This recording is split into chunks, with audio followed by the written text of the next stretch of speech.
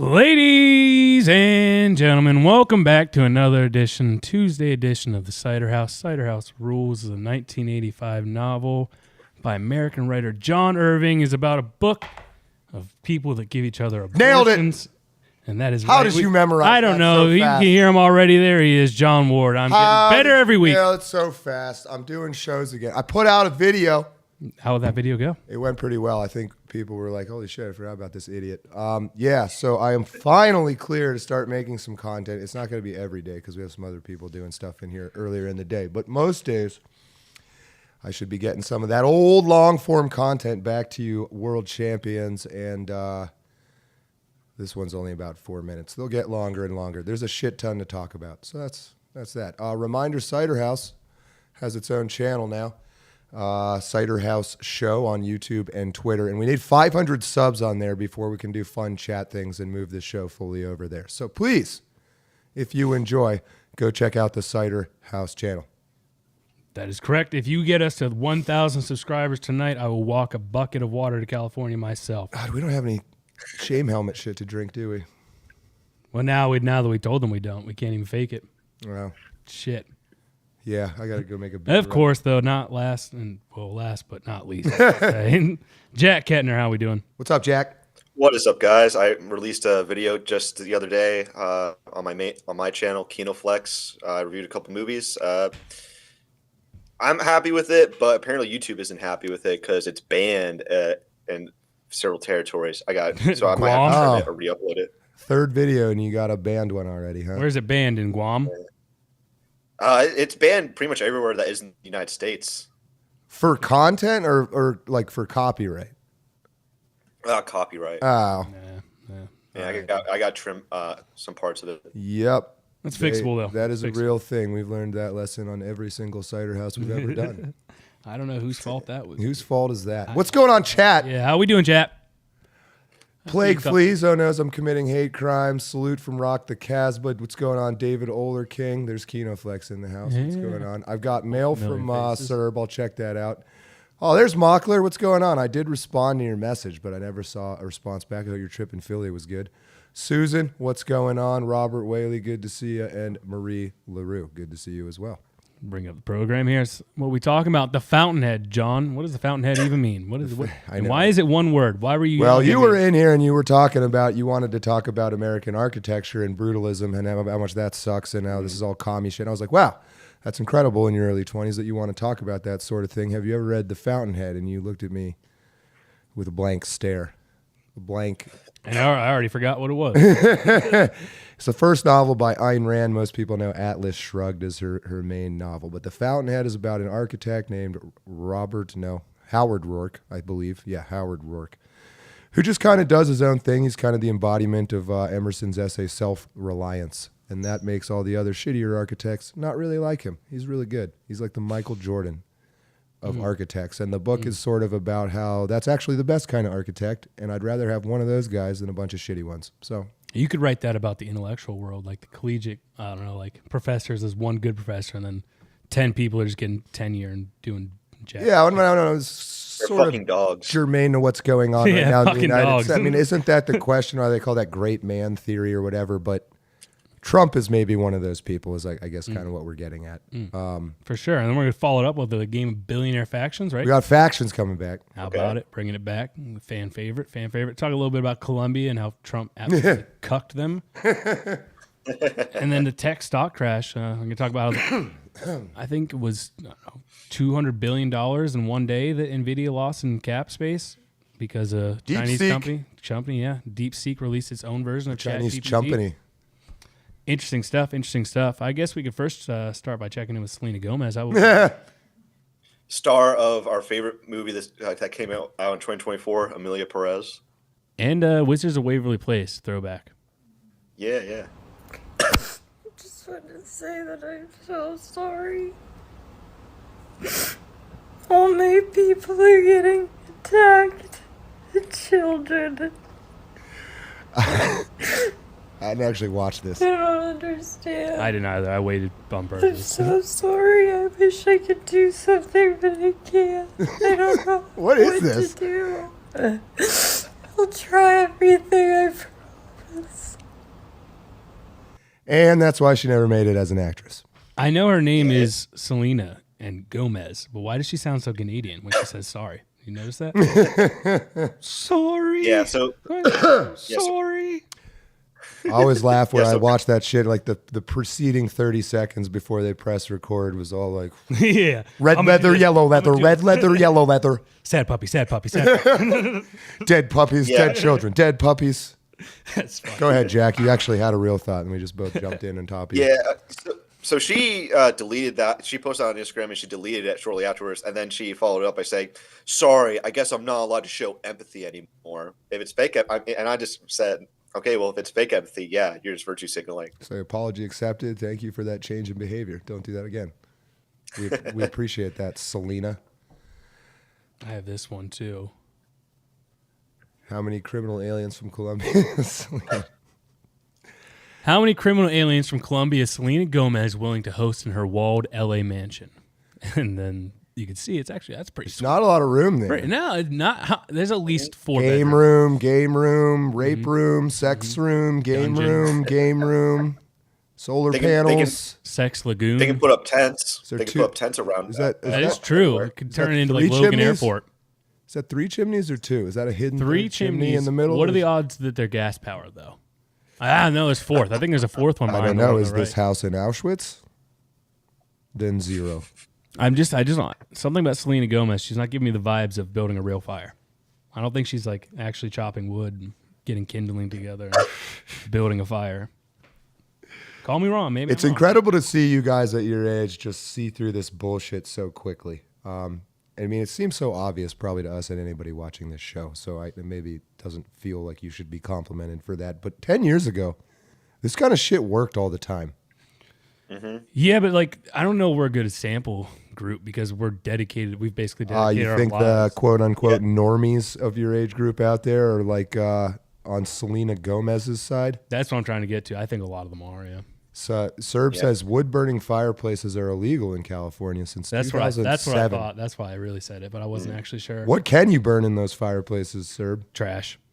The homeless people do it, so why can't I? Yeah, fuck But the I law. would say, yeah, but I would say Mihai and I can see through it because we are aware of the victims of illegal immigrant crime, like Lake and Riley, and she's definitely not crying over them. Yeah, I mean over- it's so much easier now to turn it.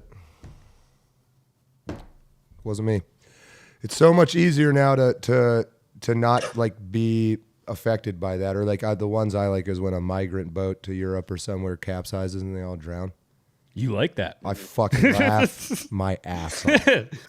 Such an odd thing. Because I've been deep out in the ocean drunk swimming like an idiot and almost got my It's friend terrifying. killed. It is terrifying. It's not that bad if you can swim, but I just like I know how it must have felt in those final moments. It's not that bad for like 5 minutes, and then when you get tired and the boat's like getting further away, that's Float. you It's start to get a seawater. little scared. Seawater's denser than regular water, I think. No, that is true because the salt content allows you to float, but still, I don't think like unless I'm a dead drowned body, I'm not going to perfectly. There was a guy who fell off a boat in the Gulf, a white boy, a Florida white boy, I think. And I think One of he them floated Florida boys. for like 30 days, and they found him. Wow. He must have did that thing. Did they ever teach you in gym class how to take your jeans and turn it into a life jacket? Like the quick pull down. Yeah, and Yeah. like air and like you lock it in. Dude, it's not that Wait. hard to float in the ocean. I'd be worried about a Wait, shark he- coming up and chewing off my ass. That's the thing that really. Wait, he was sketched me. floating. He was floating for 30 He days. fell without off a anything to boat. worry him? He fell off maybe it wasn't 30 days, maybe it was like 5 days. How shitty are those friends that just kept? I think it was like a bigger boat and nobody saw him fall off is what happened. Well, on that same note, did you see the kid? I think it was last year at spring break, and I think it was like Panama City or something. He jumped in water off a boat and then immediately got eaten by like I 10 did see alligators. that. Yeah, No, it was sharks. You talking about immediate. sharks? It or- was something. There's Whatever a it famous was. from last year. It was some cruise and this fucking idiot. First of all, it's at nighttime Yeah, yeah. you and they're can't see making a anything. shit ton of noise. I'm not even saying you can't see anything. That's when the fucking sharks are hunting. They hunt at night. And you're making a bunch of noise out in the open water, so they're all fucking checking it out. So under that boat must have been like 1,000 fucking sharks just swimming Yeah, around. like What's the going on? USS Indianapolis. And they were like under bumping there. music and shit. Yeah. And this fucking idiot dives into the fucking water and it's like immediate. It's like when you see those videos of them throwing meat off an oil platform. Yeah, and that's why I was like feeding alligators. Literally, what I thought. Yeah, so no, it was sharks, and it was he got hit by 2, which is like obviously there's a fuck ton of them around to see 2 sharks bite one dude in one video. Yeah, he was gone pretty fucking quick. I mean, that would have sucked really bad. I mean, don't get me wrong, but at the same time, I don't know what they teach you guys in school. I know it's not a lot, and it's mostly around like what kind of penis the shark has. But this is what I. But would you would know better? I would hope, right? Like if you're in the fucking ocean at night and you're making a bunch of noise, you probably don't want to jump in the water. To your point, I would at least examine the penis first. Well, sharks do have 2 penises. Now that we're talking about it, they're called claspers. Did you know this? No, I didn't know. I think you should pull that up on the internet. We should educate our audience. I bet Robert McAfee knew that. Sharks got double wangs. You think Robert McAfee is Robert right? McAfee. You trying to say John McAfee? Yeah, John McAfee. Well, he would know. He would know about whale dicks. Yeah. I don't know about shark dicks. Yeah. Did you guys go Google that after that show because you didn't believe me? That McAfee was trying. No, I believed you. I believed you. It's true. I listened to like 2 hours of McAfee talking after that show, to be honest. Well, once again, John lies to his viewers. It's all 2 claspers. Same thing. I'm gonna start calling my dick a clasper. Yeah. Ask your lady friend which one of these 2 claspers you want tonight, babe. Yeah, put your hand on my clasper. Let me get a bobert on that clasper. Yeah. Let me get some gnome. Anyway. Robert Whaley, I'm old enough to remember Democrats cheering for the deportation of Elian Gonzalez. You guys remember that kid? In Miami, I believe it was. He was a Cuban, and they like busted down his door and deported his ass. No, I don't. I feel like I've what? heard the name. Elian, it was Elian Gonzalez, I believe. For what? Running cocaine, Just being probably. a legal immigrant. Yeah, it was a cocaine cowboy. I think he was just an illegal or something. I don't honestly remember. Even back then, I didn't get that into that sort of thing. So yes, don't jump in the ocean at night. Ah, yeah, there he is, Elian Gonzalez. Oh, he's a Cuban engineer and politician now. Wow. Well, it's not that hard when Custody dispute. That's right. That's right. Okay. That's fucked up. Fled Cuba by boat.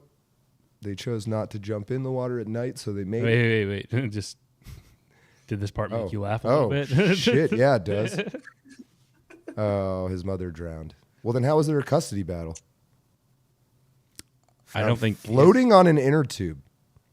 I'm starting to doubt this story being true at all. Rescued by 2 fishermen who just happened to stumble across him. It's temporary permission, and then they came and got his ass. All right. Dude, this guy's got a whole early life. Like, that's kind of funny. I feel like he wrote this. He is an engineer. And a In politician, Cuba, supposedly. he's probably like the 4th smartest person in Cuba. He Of the people that are left. His family. Oh, my God. I can't believe you remember that. Should we move into factions now, or do we Cops aren't save getting factions for toys. later? I'm down.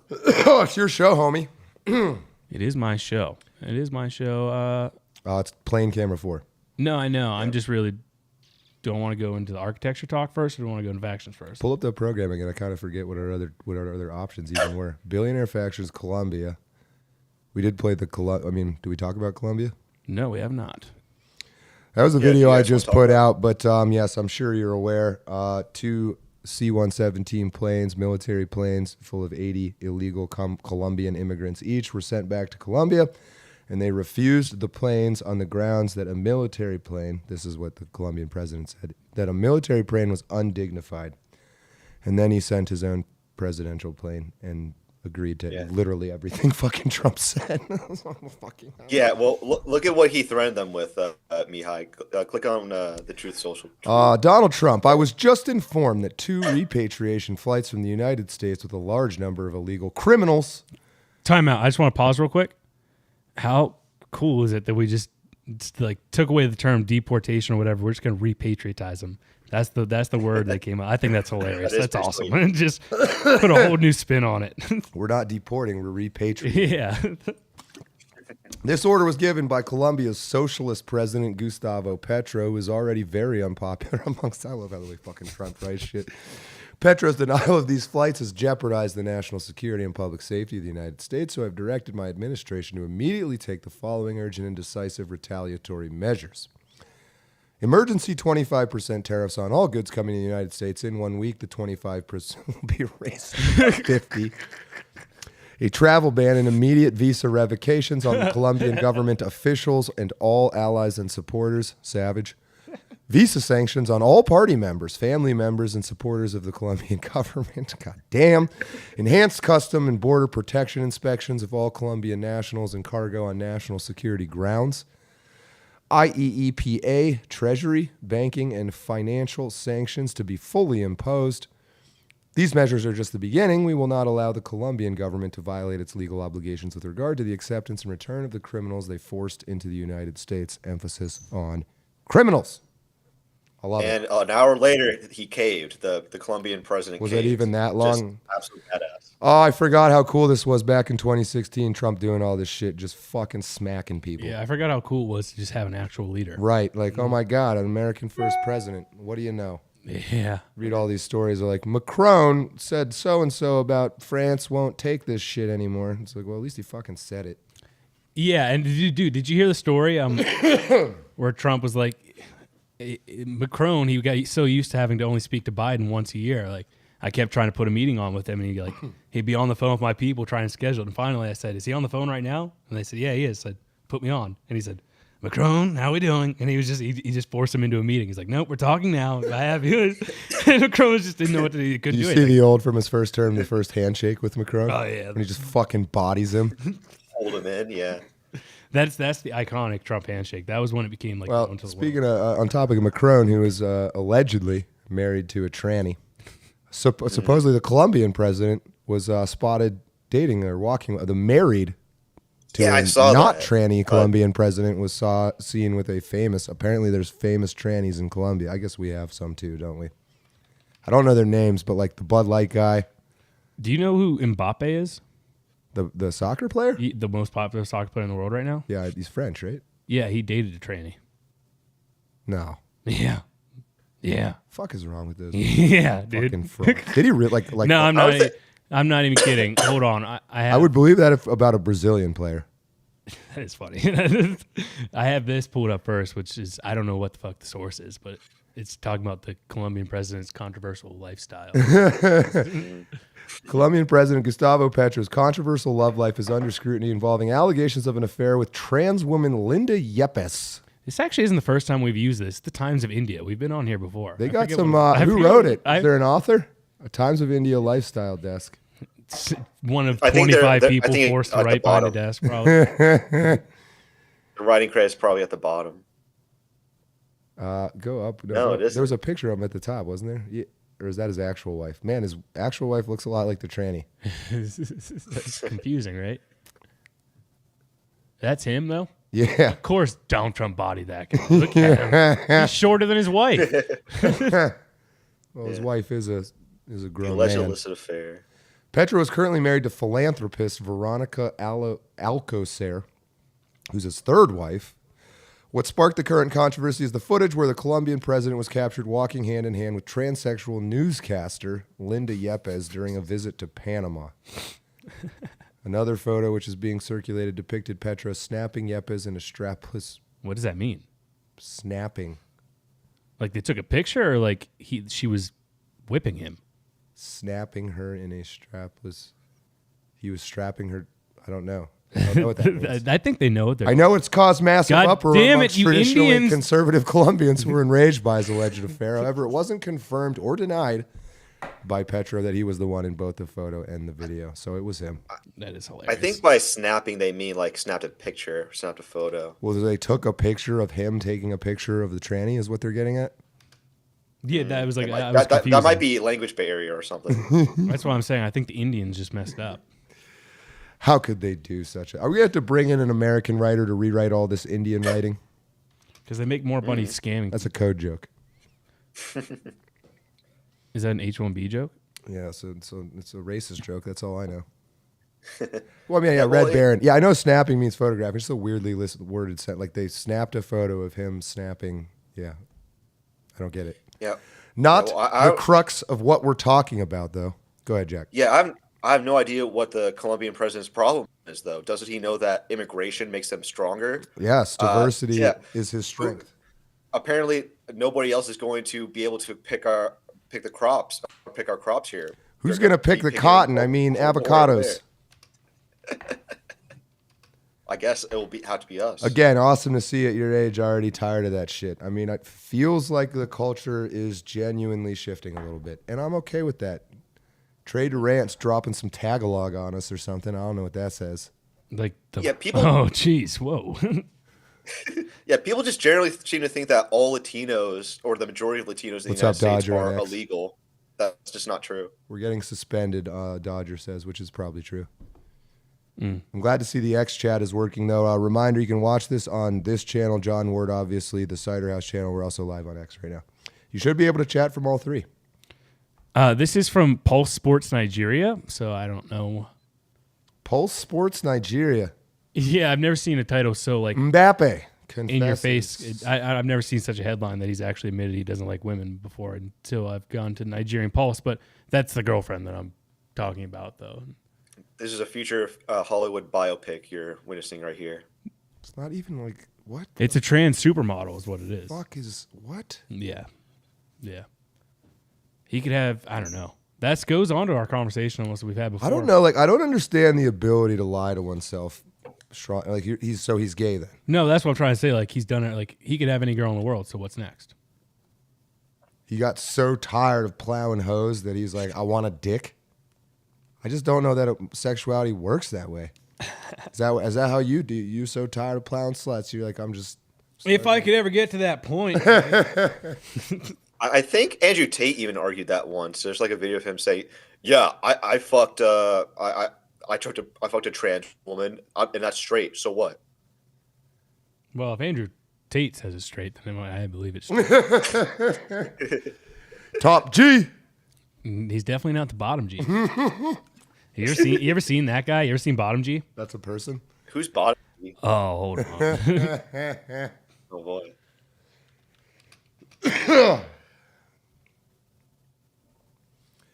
What kind of car you want to? Oh, jeez. What color is his Bugatti? No, this is hilarious. It's a guy who dresses up and What kind of looks car you want? just like Andrew Tate, but you'll see why he calls himself Bottom G instead of Top G. Oh, this guy, that Vine Who star. got No, that? not What that you guy. want to do in life? I want to smoke cigars on a yacht with 100 women that can't look me in the eye. And I got just the guy that'll help us do that. All right? Sous ses vents, quand il lève de là, j'aimerais tellement lui dire, mais je n'ose pas.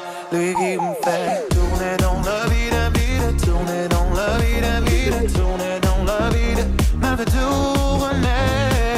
Stop that. I gotta go with that car. I wish you didn't do that. I said stop. You ain't Andrew Tate. You Andrew Tate. The hell on my face. Yeah, it's just a guy that looks exactly like Andrew Tate, but does like the gayest dance moves. He calls himself Bottom G. I like the Andrew Tate videos where he's like slowly dancing while smoking a hookah and like holding the entire hookah in his hand. Yeah. And he's like, this is what I do every day. Do you like hookah? I like hookah. I don't believe he's really fucking living the lifestyle he says he is.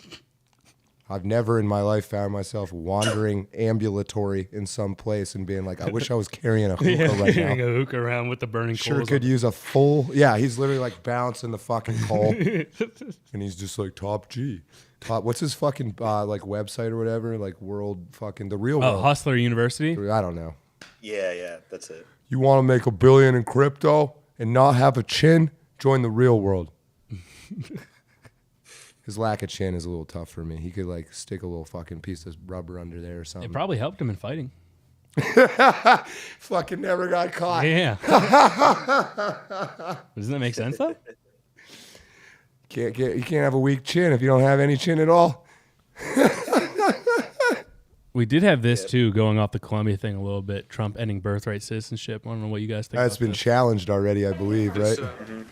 It was always going to get This challenged. next order Of everything relates to will, the yeah. definition of birthright citizenship under the 14th Amendment of the United States. That's a good one. Birthright. That's a big one. What about that one in the court?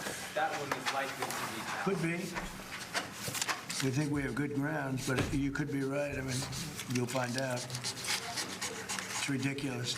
We're the only country in the world that does this with birthright, as you know.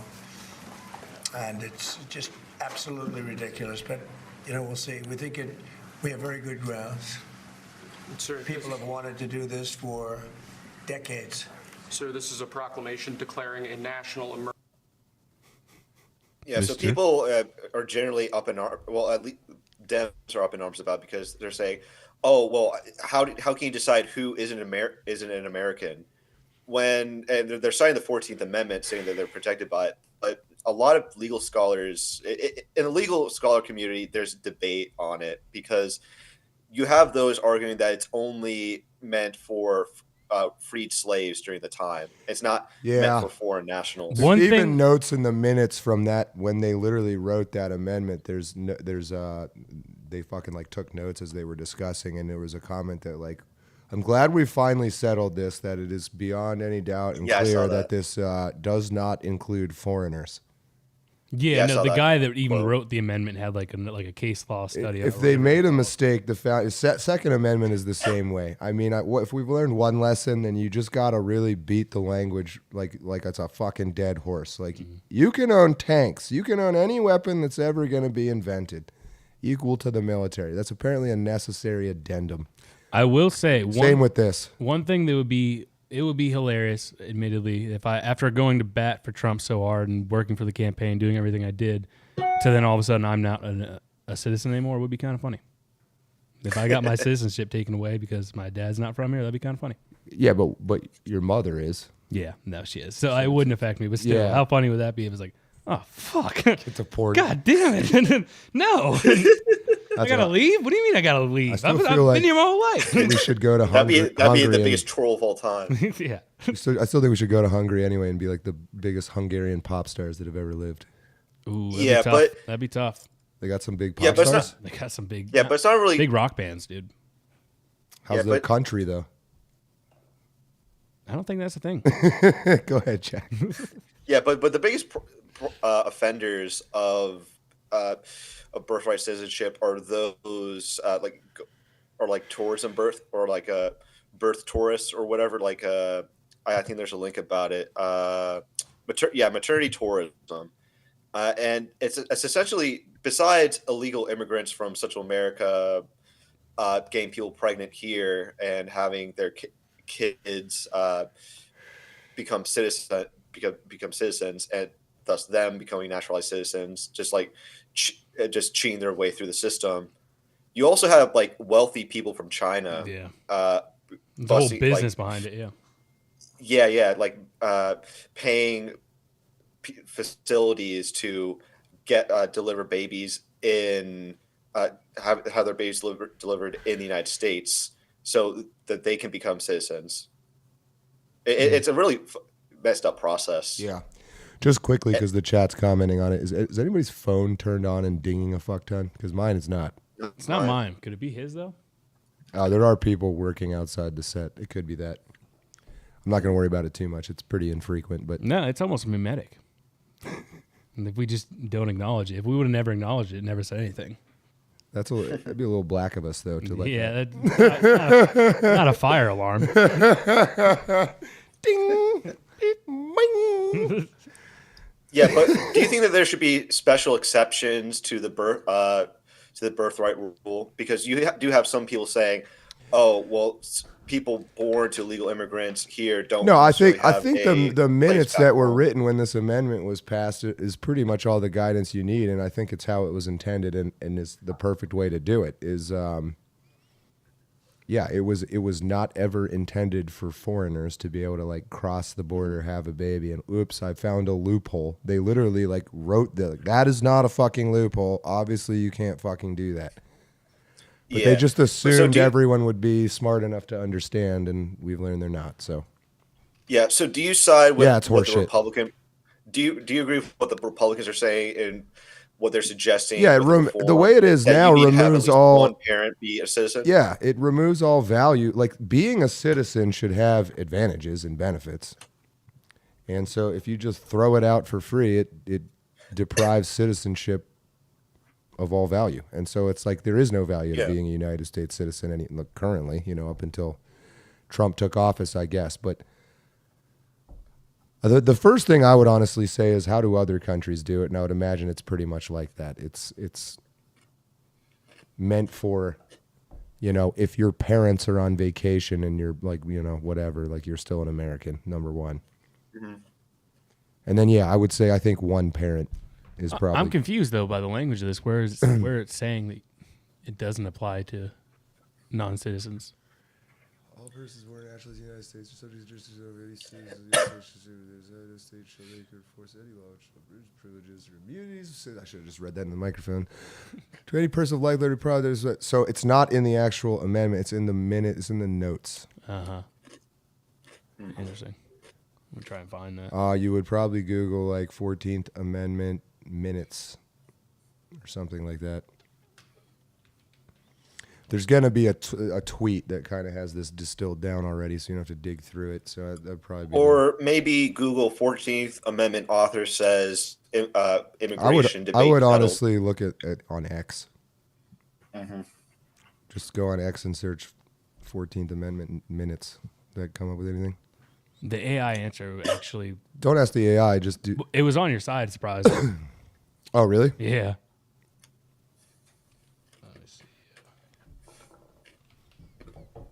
I suppose this is worth reading because apparently maybe we haven't all seen this. But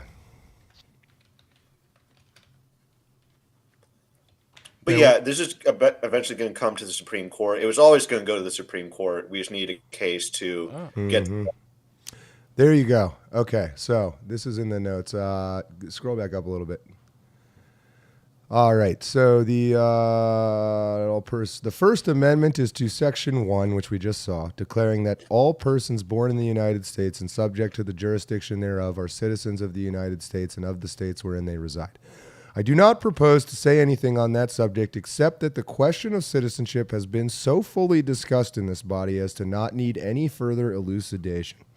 Saying we talked about this so much, we don't need to really clarify anymore, in my opinion. This amendment, which I have offered, is simply declaratory of what I regard as the law of the land already, that every person born within the limits of the United States and subject to its jurisdiction is by virtue of natural law and national law a citizen of the United States.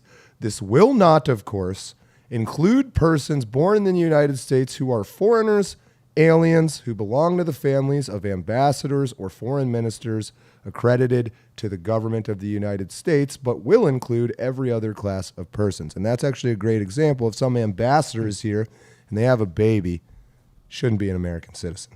So which that is, I think, correct. That got me thinking, when do you think that it naturally switched? Because I think now, if an ambassador has a kid here, it would be considered an American citizen. So when do you think that, amongst that class of people, when do you think that switch occurred? Well, it apparently was. So that is not. You think it's a recent what thing? we just read there is not part of the amendment. It's just, no, I understand that, but that was not law. That was the understanding of the amendment. At the time. So like when did people start abusing it when they realized it Yeah. wasn't explicitly written? Mm-hmm. LBJ. Is this a recent thing or is this like? I don't know. That's my guess. Seems like when everything went to shit. And what was it? Reagan also, didn't he naturalize a bunch of citizens? No, that was much later. But yeah, you're right.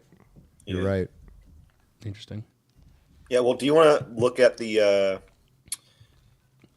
dual citizens? Video? Also, good comment from Spearhand, but dual citizenship's got to go too. That's ridiculous. I have dual citizenship. Yeah, it's got to go. That's ridiculous. Yeah, I'm not. I have no like. Pick one. Do you want to force Ben Shapiro to pick a side? Are you selling all our secrets to Hungary? Yeah, dude. How do you think the pagers got to Israel?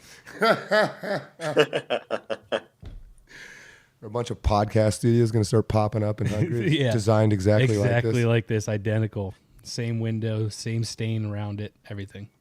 I really do want to go to Hungary sometime. We should. It's a cool place. It is.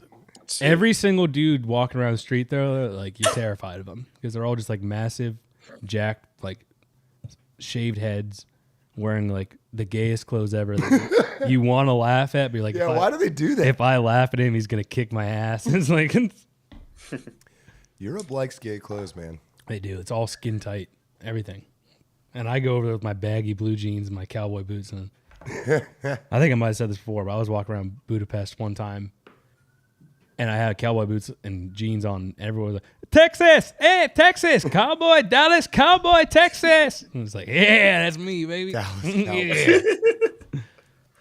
I always like those little insights in how other people view Americans, though. It's kind of fucking funny. Yeah, no, like I thought that's a good point. Like the first thing that comes to their mind is Dallas Cowboys. Dallas. It's funny. Specifically Dallas. Mm-hmm.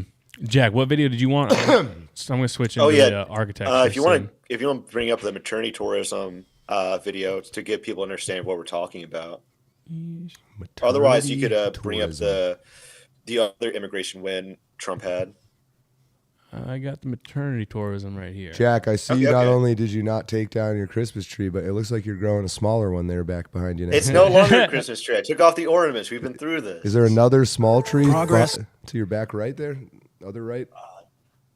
No. What's that little... Oh, that back there? Yeah, that's another one. Why? Because, like, we have multiple trees. You have a Christmas forest, homie. Yeah, well, this is the basement. So that's the Charlie Brown tree, though, back there. That's it. Which one of those rooms do you keep the prostitutes' bodies in? Oh, he's stalling. He's stalling to come up with an answer. It's all right. Don't answer that. Fifth Amendment, that one. Santa took them. That's Santa took them. Most people just leave out cookies, Jack. Big bucks for maternity tourism. It's sold as the ultimate U.S. tour package for wealthy pregnant women around the globe. It's called Maternity Tourism, and it's big business. Right now, the advertised rate from $15,000 US to $50,000. That's air, hotel, medical care, and the guarantee of an American-born baby. In Manhattan, a luxury hotel caters to wealthy Turkish women. In Tucson, rich Mexican women fly in on private jets. And in Los Angeles, affluent Chinese mothers are boarded in stately townhomes. They give birth, then recover till they're able to return home. In these townhouses, inspectors had been called out to investigate on 3 separate occasions. They found the townhouses had been converted into a multi-unit facility, and the kitchen was turned into a nursery for newborns. While it was shut down for multiple city code violations, there's nothing illegal about coming to the U.S. to have a baby. So this is a hot topic for the show. Kat Chow is the host of a Chinese radio show. She says L.A. is a hub. It's like insurance, isn't it? For your future. There you go, insurance. Well, I think parents, they really want to do everything for the kids. Attorney Daniel Deng says while maternity tourism is controversial, it's a fast track to citizenship for the privileged. They could enjoy the retirement benefit and also the best medical care that America, the government can offer. I went to meet one of the customers. When is your baby due? She declined to appear on camera, but told me she's from Shanghai and here on a tourist visa. Part of the immigration debate is that you should do it the right way and you need to wait in line. These people who have money aren't waiting in line, are they? No, they are not waiting in line. However, they did not violate any law. Okay, and again, if you really want to stop it, if U.S. government really want to stop this, you're going to make the law, you're going to change the law. Chow says until that happens, the wealthy will continue to come, give birth, and return home with their precious cargo. Thelma Gutierrez, CNN, Los Angeles. Yeah, and to my knowledge, that there have been some states that have outlawed this. I think a few months ago, they actually caught one of these maternity tourism houses and they arrested the couple. But even still, the babies are still natural born citizens or benefit from birthright citizenship. But yeah, I really doubt that the people who wrote the 14th Amendment had this in mind. Yeah, it sounds like they quite clearly thought it was so obvious that that was not what was in mind that they didn't even need to write it. Lesson learned. You can say that about a couple different amendments, to be honest. My biggest question is, do you think that radio host is married to Leslie Chow? Leslie Chow? Yeah. I don't know. Married to Leslie Chow. She might be related somewhat. I don't know. Well, Chow is Chow is such a common last name for Leslie the Chow, Asian community. The fucking dude from The Hangover? Yes. Oh. So long, gay boys. I was like, I know that name. What's that Why- fucking name? Who's from? Leslie Chow? And that's That is so long, gay boys. I thought you were talking about news anchor or something. I feel like Leslie Chow actually you were might be autistic out there, Jay. You took it. I do that too. Don't sweat it. It's just autism. Leslie Chow. It is funny. I've learned Mihai tries to fuck with us, so I got to dial down the autism and use my social skills. No, that's why I like to send you down like a path. You're like, oh yeah, it's this. Oh, you fucking asshole! No. A Resre. His name's Resre. The red bear. Those L's and R's, man, they're very similar, apparently. Yeah. L, but R, again, it's really tricky. Yeah, but again, yeah, like we should Birthright do Citizenship, away with what was the little term they had for it? maternity tourism. Maternity tourism. Yeah, do away with that shit. I don't know. Yeah. I actually don't have a problem with that. It's almost like fair. It's like it equals out because we send all our celebrities and rich people over to Turkey to get their hair redone. So then we can let them come here to have their babies. And I feel like that evens out. Sort of like the universe balances itself out on that one. You think in like 30 years some Chinese dude will run for president as a citizen? He like won't speak a lick of English. He'll just literally be Chinese, but he's a citizen. It probably won't be Chinese. Probably be someone Spanish first. Someone who speaks only Spanish. Oh, this would actually be kind of a fun game to think about. Is it so? What is the next race of president going to be? So we had Obama. So we had white and we had half white. We had white. We had terrorist. White and gray, and then what? Mexicans, Canadians. Ted Cruz. He's Canadian, isn't he? Who's the fucking Canadian one? It's Ted Cruz. Yeah, Ted Cruz was born in Canada. Canada. We're gonna get Indian. Can we get an Indian? Ramaswamy gonna make a comeback. Well, that's of gonna minorities. stand triumphantly on the corpses of Corey Feldman and fucking whatever shows he was making fun of. Even just him, him aside, the state of the current country and where things are going, I could see an Indian running for president before I would see a Mexican running. Well, the last election, Andrew Yang made some waves, so possibly Asian. He seemed popular. Yeah, well, Mihai, to counter that, we had an Indian candidate and she lost. That is true. We did almost have. Talking about Nimrata, an Indian and a Jamaican. Talk about her Kamala. Too. Yeah, her too and Kamala. Yeah, Nimrata Randhawa, aka Nikki Haley. It's fucking just straight up Indian. It's crazy. She must bleach her skin or something. She Michael Jackson, like Sammy Sosa. She's Sammy Sosa. That fucking guy. Is he still alive? What's he look like right now? That's a good question. Let's do a check. Let's check in on Sammy Sosa. See how. Man, last time I even thought about Sammy Sosa, aside from when he turned white, was when he was battling Mark McGuire for the roid MVP. They said, which one of us can do more steroids and hit balls far? Oh! Oh, my God. Oh, he's got like 3. He's gone through 3 stages. It's the same person, though. That's wild. Yeah, he was like... Not to be like, this is a serious question. I'm not messing with you this time. Is it a Cuban thing? Well, there was is... Michael Jackson part Cuban? Was he? At risk of getting in trouble from the powers that be, there is a universal beauty standard across all cultures, not just white ones, where lighter skin is considered more attractive. Doesn't always work out that way, though. I would say that... Well, in a... Jeez. What did you just do? What'd you do? Froze OBS. You just hit a bunch of fucking buttons like I tell you not to? I put my finger in the middle of a bunch of buttons on accident instead of on a button.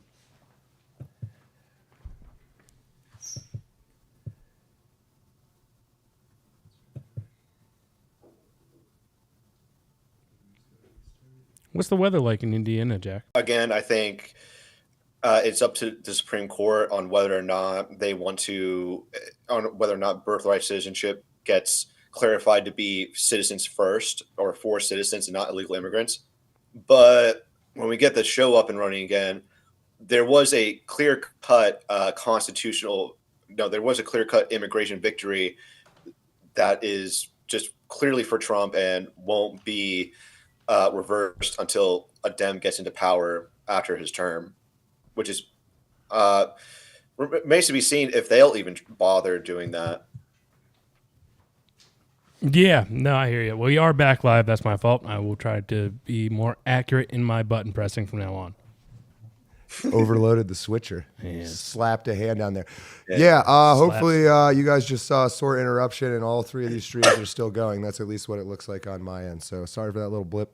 What were we talking about? Well, you were saying there's a beauty standard, but I was saying I don't. Whatever the beauty standard is, it's not the one. I'm not saying it genuinely makes people look more beautiful, but this has been happening even since Roman times. The higher class people had lighter colored skin. But currently, today, in 2025, this is still true. So in South America, you have the Castillos. God, I always forget these names because some of them are racist and you're not supposed to say. Mestizos and Castillos, I believe, is the split. So Mestizos are mixed with the indigenous population, and Castillos are still pretty much white European Spanish, if you didn't know Spain was white for a time. Anyway, so higher social status by skin color is a thing in South America. It's also hugely true in India. So the Brahmins.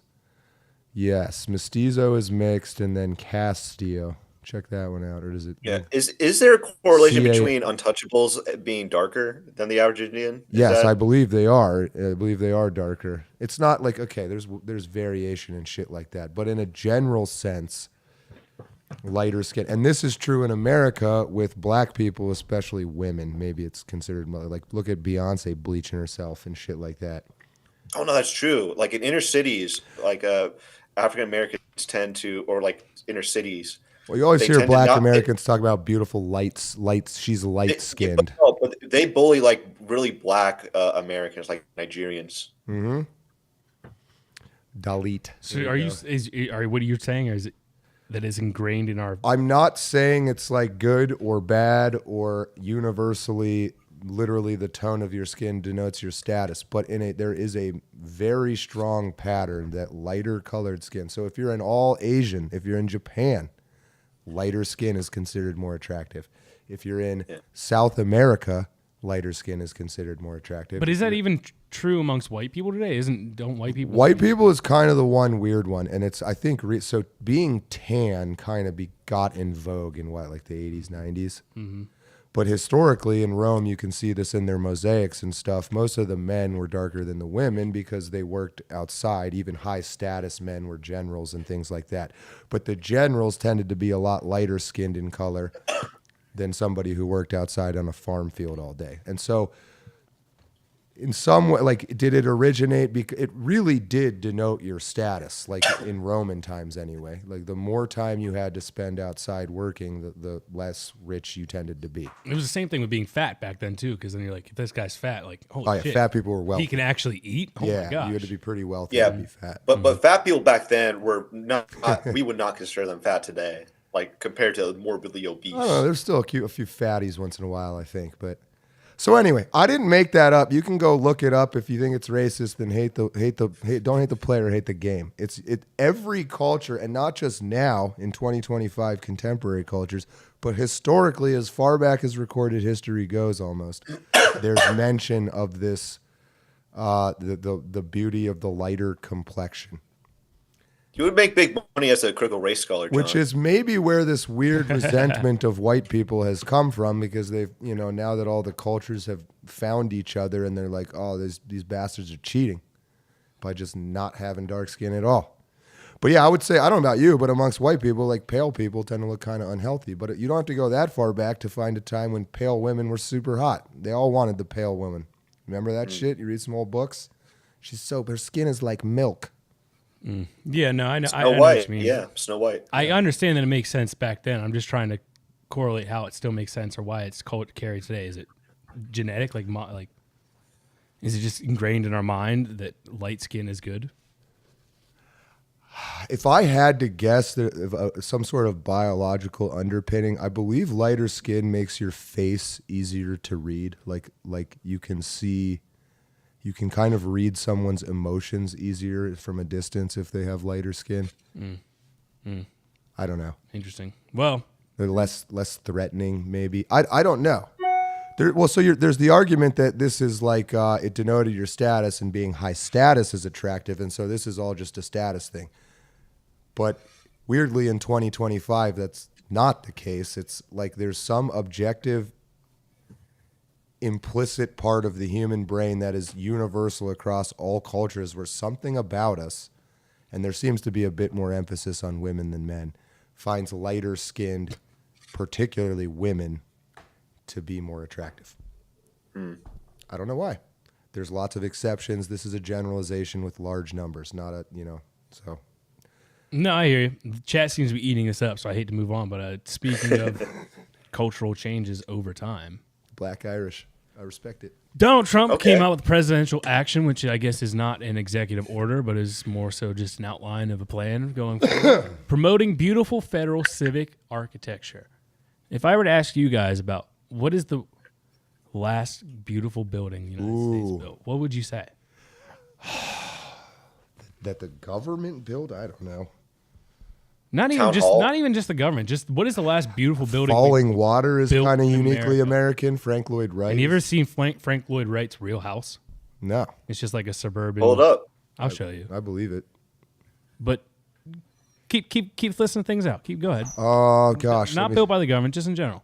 There's like Frank Gehry. Is he American? His shit looks fucking stupid though. I mean, a lot of churches still maintain that very like soulful classical look. Yeah. What about you, chat? If anybody in the chat's a architect. Yeah. What is the chat thing? What's the last beautiful building to be built in America? What? So are you saying World Trade Center, like Freedom Tower or whatever? Is that beautiful? So I will get to. I have a point to make on the Freedom Tower and the World Trade Center, the new one. I think it's beautiful. Objectively, I think it's a cool looking building. But my response to that is, if they're going to knock down our towers, how do we not respond by building the tallest building in the world? How do we build the third or fourth, whatever the hell it is, tallest building in the world? How do we not build something way bigger than was ever before? I agree with you, actually. That just seems soft. It was a good opportunity to build something sick. Yeah. It was Alcatraz is really good opportunity. Interesting. And maybe as a tourist attraction now. I don't think at the time people would have thought it was very cool. Last time I was at Alcatraz, fucking Ed Harris rolled in and canceled the tour. I was like, what the fuck? You're not old enough to even know what I'm saying, right? You ever seen The Rock? Yeah, with who's in that? Fucking Nicolas Cage and Ed Harris. Oh no, I'm thinking of Alcatraz with that takes place on Alcatraz. No, there's a movie called Alcatraz with Clint Eastwood, I think it is. Where he escapes? Mm-hmm. Yeah, I have seen. Yeah, Escape from Alcatraz. Oh shit, yeah. Good movie. We got there eventually. There we go. Did you know they never found the guys who depicted in the movie who escaped from Alcatraz? Yeah, I hate to say. Do you think they died? Or I think they probably got sharked. Yeah, Mythbusters actually did a really good episode on that. You ever see that one? Was there a bunch of sharks? I don't actually think they used sharks as a possibility. What did they say? They thought they made it? It was drown or make it was the two options, basically. Yeah, but did they make it? I don't think they did. It was possible, but highly unlikely. It would have been the exact perfect conditions weather-wise for it to happen. How far is Alcatraz off the shore? I think it's like 2 miles. Oh, I could do that. Not if there's a shark. I could swim 2 miles. I mean, you're not fucking sprinting all 2 miles. I swam a mile before. True story. Really? How'd that go? How much did you cough after? No, I was like 15, so it was like 3 months before I started smoking. Now, believe it or not, in my youth, I was fairly fit. I believe it. That was for Boy Scouts. I think the mile swim. Mm-hmm. I can't find Frank Lloyd Wright's Real House because I'm just finding all the houses he made, but it looked like Jimmy Carter's house. Essentially, is basically. There might be some original American buildings in that Southwest that are kind of unique. I really don't know. Yeah, but even still, if you were to name one, what are the odds that you name one post 1945? That's the whole Tucker Carlson theory is once we had the atomic bomb, we thought we were gods and there was no longer a need to build these great structures. I mean, part of that is utilitarian. It does make sense. What, you hit a certain point where I'm building a fucking house. I don't need stained glass windows on it and shit. But then I think we've gone so far to that extreme and ended up at brutalism where it's I also just don't want to live in a concrete cube. Mm. So, I don't know. I think we've maybe started to appreciate some of that style again. It seems like you do, Mihai. You're missing. Yeah, we had a conversation about this yesterday where I like classical architecture. Yeah, well, Mihai, it's funny you mentioned that because a movie that's getting promoted right now is The Brutalist, and people are trying. The director, I read some of his comments about brutalist architecture in an interview, and generally people tend to dislike brutalist architecture, and he acknowledged that. He said, "Well, it has to do." He speculates it has to do with anti-immigrant sentiment. Do you agree with that, Mihai? Probably not. Do you have auto Oh, we tune have a on? You super might have to chat. click it I again. got to do it again, man. But thank you, Lord of the Ree. The town I live in was established in the 1700s, and I get to see lots of old churches, state buildings, and the first Missouri capital within a short walk from my house. Architecture is an art form. Absolutely. I think is. like the whole idea of architecture is not like we used to have these massive projects that could never like possibly be built in our lifetime. So the idea is that we would leave something that would outlive us and something that would sort of stand as a testament to our times. And I kind of agree with Carlson on that point where after we dropped the nuke, there was no longer the need to feel like we had to do that. We didn't have to leave anything else behind. I wonder if it was also influenced by materials. So like the Freemasons, as they originally existed, had sort of taken the crafting of stone to its furthest possible point with the flying buttresses and fucking shit like that. Like what they did with stone was unfucking believable. For sure. And by hand, right? Yeah, and without advanced math. They used a lot of... That actually... So this goes on to a good point. It took less than a year to build the Empire State Building. This was... I remember you told me this, and I was less like, than a holy year. fuck. No. It took a year and like 40 days or something. It was like that. Like Point being around a year. Yeah, a year to build the Empire State Building. It took 2 years to build the Chrysler Building. How long did it take to build the new World Trade Center? I already know, so I can't answer. 14 years. The first thing I said to And me, with I was... all the increases in technology over time, we've only gotten worse and slower at construction. Well, I said I wonder how much of that is new regulations. No, absolutely. I'm sure that's the majority of it. But you're not wrong. Like I'm sure those dudes back in the day could bust out some stable stone arch in a fucking day with a chisel because they had just figured everything out. But that's my point. What is the point of these regulations if the buildings that they built well, ostensibly are stronger than what we're building now? You see how this cycle goes over time. So there's a building and it burns down and everyone dies because there's no fire escapes. And you have some reasonable people who are like, man, we really ought to have fire escapes. And then you have the predators in the human species that say, I see another way to give the government more control. They're just looking for you to transfer the authority of the decision for yourself, do I build a fire escape or not, to the government. And so they'll go so the government loves that shit. Like, hey, we shouldn't swear on TV. They'll be like, hell yeah. All they care about, the predators in our species, is gaining control over what should be your own agency. Mm-hmm. And so, the problem is a lot of people would burn to death if you operated this way because they're fucking retarded. But you should just be like, you decide if you want to build your house to fire code or not. And if you fucking burn down, your insurance ain't covering it, and go fuck yourself. Mm. But the reality is, a lot of people just burn down and die. Well, that's my thing, though. Is it not the responsibility? Is not on me to build a house that's not going to kill my entire family? And why do I need you to tell me to do otherwise? Do you think I want to kill? Well, my entire family? What about I'll try to counter you here. You work a full-time job and you've never learned anything about home building or safety or any of that shit. You don't know the materials. You don't know the sizes, the standards, blah blah blah blah blah. So don't you want to just fucking pay somebody who is an expert? Well, what if they're lying? That is an option too. But what if they lie and you die because of it? So you have to no. But that's where that's a different certifications come from. That's a different set. Yeah, that's different than actual building regulations. Well, it's still a regulation. But to have a business and certified as an actual general contractor. But the business guy's got to pay for the certification, then he passes it on to the customer. Yeah, but that's different. I guess it doesn't hold up. That is different than me buying a piece of land and building a house on my own land with my own hands. There should be a bar to entry if I'm going to pay somebody for a service. Then if you do it yourself, there's no. Yeah. Yeah, no, I agree. I think we should be that way too. But I'm saying if you actually did that, then a bunch of idiots would build shitty shit and kill themselves. Yeah, but how maybe that's a good thing you're saying? You're kind of convincing me. How quickly will we learn to actually build again, though? Because we would be forced to. Mockler, bullshit bureaucry and corrupt unions. Yeah, corrupt unions do extend the building process quite a bit. And that's luckily we don't have to deal with that so much here. But living in Providence, Rhode Island is crazy. Yep. Every single thing is done by a union, and it's all local iron worker, 307, local pipe fitter, whatever. It's and they don't do shit because I had the vending machines in all the buildings. Yep. So I would go in there and they just sit around and do dick all day. I have a family member who was a construction foreman in New York City for years and years and years and years. The standing operating procedure, he would keep a gangster roll of fucking money in his pocket, and every time a truck came delivering supplies, it was a union truck, they'd park it right in the fucking middle of the site so you couldn't get around it, and then they'd just stand there and not unload it. And so you just walk over to them and you break them off, $100, $200, and then they unload it and go. Just understood that that's how it works. So when at him as whoever his boss was, they just budgeted for that.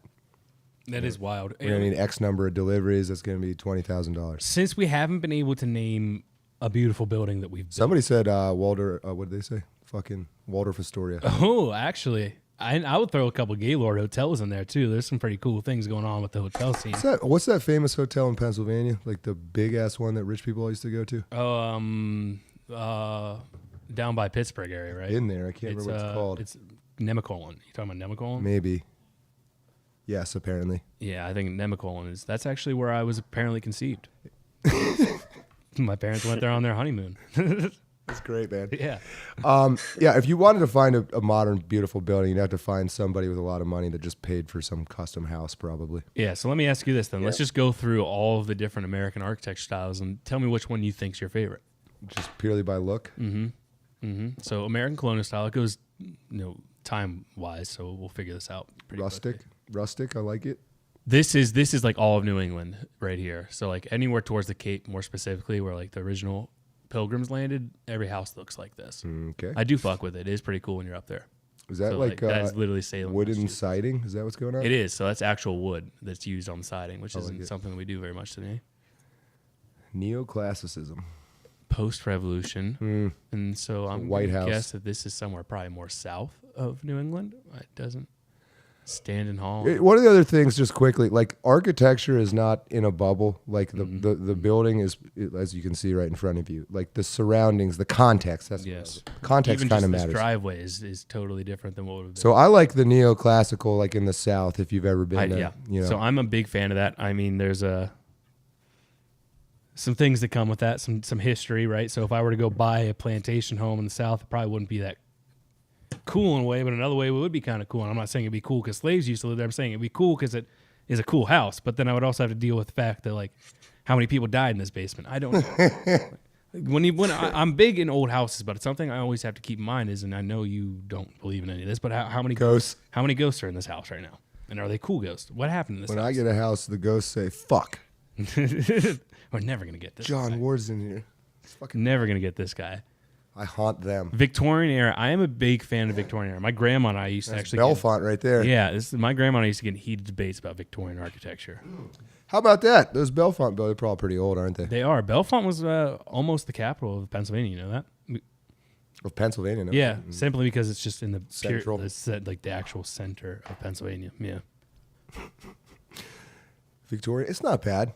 No, I like Victorian. I just think it's cool. I think it's just very unique compared to what I do. So this is putting that circular shape on there is like a huge fucking thing. And as a kid, I always like, oh man, that's a castle. Yeah. Look at that. It is cool. Mm-hmm. I just thought it was cool. Like imagine, like as a kid, I used to run around with like a sword that my dad made for me out of wood, and like a shield that he made out of me. I would like pretend I'm a knight. I was like looking at something like that. I was like, man, I could live there. When was the round barn built? That's kind of a good question. We have a really unique barn. Is it post 1945? Probably not, but let me see if I can pull a picture of it. I know it's been refinished, but it can't be that old. There's this barn around here. It's famously called the Round Barn. There was a superstition in the Amish that the devil would hide in corners, allegedly, and so some particularly superstitious. There you go. He built a barn with no corners. It's like a wedding venue now. Yeah, now it's like it's pretty cool though. Oh, is that the original there? Yeah, it's a pretty cool picture actually. It's a really cool picture. I've never seen that. What's cool, like people watching don't know, but to look in the background of this picture is actually what's cool to me. Yeah. Because I drive by it like almost every day, and it's all like woods right up to it now. That's pretty cool. I'm gonna go do some event there sometime or check some shit out. So yeah, the Round Barn is cool. That would be cool. When we get big enough, we do a live show out of the Round Bar. But like from a builder's perspective, building a fucking round barn and bending every actually, I don't think those pieces of wood are bent. I think it's just. John, that's actually really funny you brought that up because I drove past it today and I just had that thought myself. It's like, how did they get that wood to bend around it? Because I've been watching a lot of videos about people making cider strip canoes recently. I don't know if you know anything about that. Steam the wood. But how what steamer would they have used at the time that was built is my question. They probably would have had like a metal tube that had a fire boiling water up into the metal tube, and you just slide the whole slat of wood in the metal tube and the steam passes up through it. That's not a bad idea. I was thinking they just soaked it in water for long periods of time. I just, Lord of the Rings, John Ward, I just bought a neoclassical home in Alabama and there's a ghost in the basement. I'm going to you're quoting fucking Monster Hunting. I got to bring Monster Hunting back with John. I had an alter ego that was a redneck named John, and he hunts monsters. It was all my commercials I used to do. It was pretty fun. But his catch line was, I'm going to go over there and I'm going to fight it. That's funny.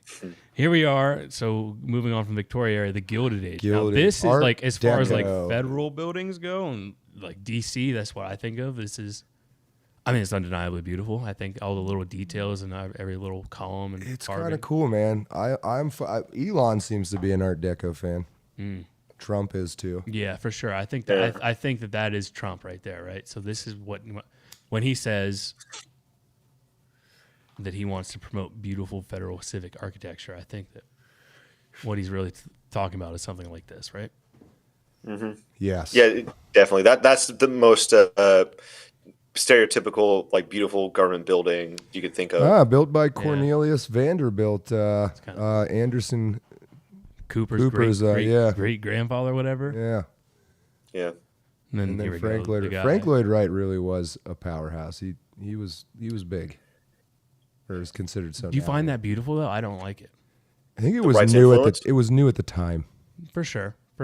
I think I do think Falling Water is awesome. Falling Water is undeniably beautiful, but I don't think it's not a practical house. No, but that's building the building as part of a context and like a living extension of the environment is kind of cool. I tried to go there once. I had 4 friends, so 5 of us total in the back. We all rolled up in my mom's minivan. We got up to the gate. It's like checkpoint, pull in, and we're stuck in between these 2 like guards. And it was like $120 a person to tour it. Like, are you kidding me? Like, let me out of here. Let me out. No, we're not doing this. And we ended up taking a picture at the sign, like by the highway. Fucking $120. Yeah, it was preposterous. We're like, no way. And this was like 6 years ago. Maybe some rich guy owns it and he doesn't want people to tour it, so he just like he's like, what's a stupid price? Yeah, what's the like most I could charge for that with like getting the least amount of people when you're I just want like 1 or 2 people to say yes. Yeah. It's in the middle of nowhere too, so it's wild. But anyways, moving on. Indian bungalow influence. I mean, this is definitely like Western San Jose. Well, this is going back to context. Like the adobo and tile roofs in the Southwest is because like those are the materials native to the fucking area. Now, if you have $1 billion, you can go build a modern mansion in the Southwest, but it looks kind of weird, doesn't it? Funny enough, that actually is what every house in Hungary looks like. San Antonio is full of shit like that. Mm-hmm. Yeah, but the point I'm Hungary has nothing to do with like climate. Hungary is adobo and tile roofs. Mm-hmm. Now, if I here, let me just try and Google Hungarian house. Well, my guess would be is that's what they had to work with then. You know what I like a lot? I've tried to ask, and they always just say because we like stronger materials. In America, you guys build stuff out of wood, and the shingle roofs are like fall apart. So there's some truth to. There's a lot of truth to it, actually. You look at California right now; if they would have built it out of stone and brick, probably. I think in Pennsylvania we should have like limestone cave houses. Like I think all our houses should be part cave. No, just me. I mean, part cave? Visually, I can get behind it. Practically, I don't know. Some kind of like what sounds damp. Who did Casa del Osos? Fucking is it Goya? No, Gaudi. Gaudi. Pull up Gaudi, and then House of Bones. This shit would be really fucking hard to make, but it looks cool. Oh, whoa. Yeah. It is Gaudi, right? Yeah. So this is just like this little residence he did, but you can see the fucking organic shapes of the lines. So it's House of Bones or Casa del Osos. Mm-hmm. But go back up. Is it Sagrada Familia, I believe? Or is that go to the search bar, SAG R8. Yeah, there you go. Right there. Sagrada Familia. Yeah. That's Gaudi too. Yeah, okay. Oh shit! And this is the one that we talked about. This building just got completed. Fucking incredible. Mm-hmm. It took like 200 years, something, right? It's like pull up that fucking far left top. Look at that shit. Yeah, that one. Click that. Should be worth. No, click the front of it. The top left picture. God damn. Sorry. Yeah. So you can see the Casa del Osos there a little bit too. So that was his thing, this like organic, bony, living building shit. But if you can get a close-up on those towers, like every inch of those 4 spires is just covered in minute stonework detail. Yeah, right there. No, that the left one. Yeah. Wow. Right click and open that in a new tab and then go to it. Just right click it and new tab. Why do you just ignore what I say and do something totally different? Just do that. Open link in new tab. And then go to that tab. And that's exactly what I did. It was a different picture. Oh, open the image, man. Sorry. Image. Open the image in a new tab. My bad. Yeah. There we go. Look at that. Hit Control Plus. Oh, boy. It'll zoom in. What the fuck's plus? Top right of the top bar. Yeah. Into my veins. Wow. Yeah, that is crazy. Every single... It's not just like random stuff, though. Like, No. it's all there for a purpose. Yeah. Like, everything's actually something. I don't see much shit that like blows my mind these days, and looking at that is just kind of cool. So But we could have stuff like that. Look at that. But it should be noted that is in Barcelona, Spain, not in the United States. Well, right. I don't know. I was just trying to think of unique. Gaudi's one of a kind. No, I hear you. I guess you could say he's the Spanish Frank Lloyd Wright, or Frank Lloyd Wright is the American Gaudi. But Well, so I know in the architecture world, Frank Gehry is considered. He might still be alive, but you know his buildings, they're just fucking retarded looking. Gehry, I believe, but I believe he is American. But it's in my yeah, it's just this clusterfucky modern shit. Mm-hmm. Yes.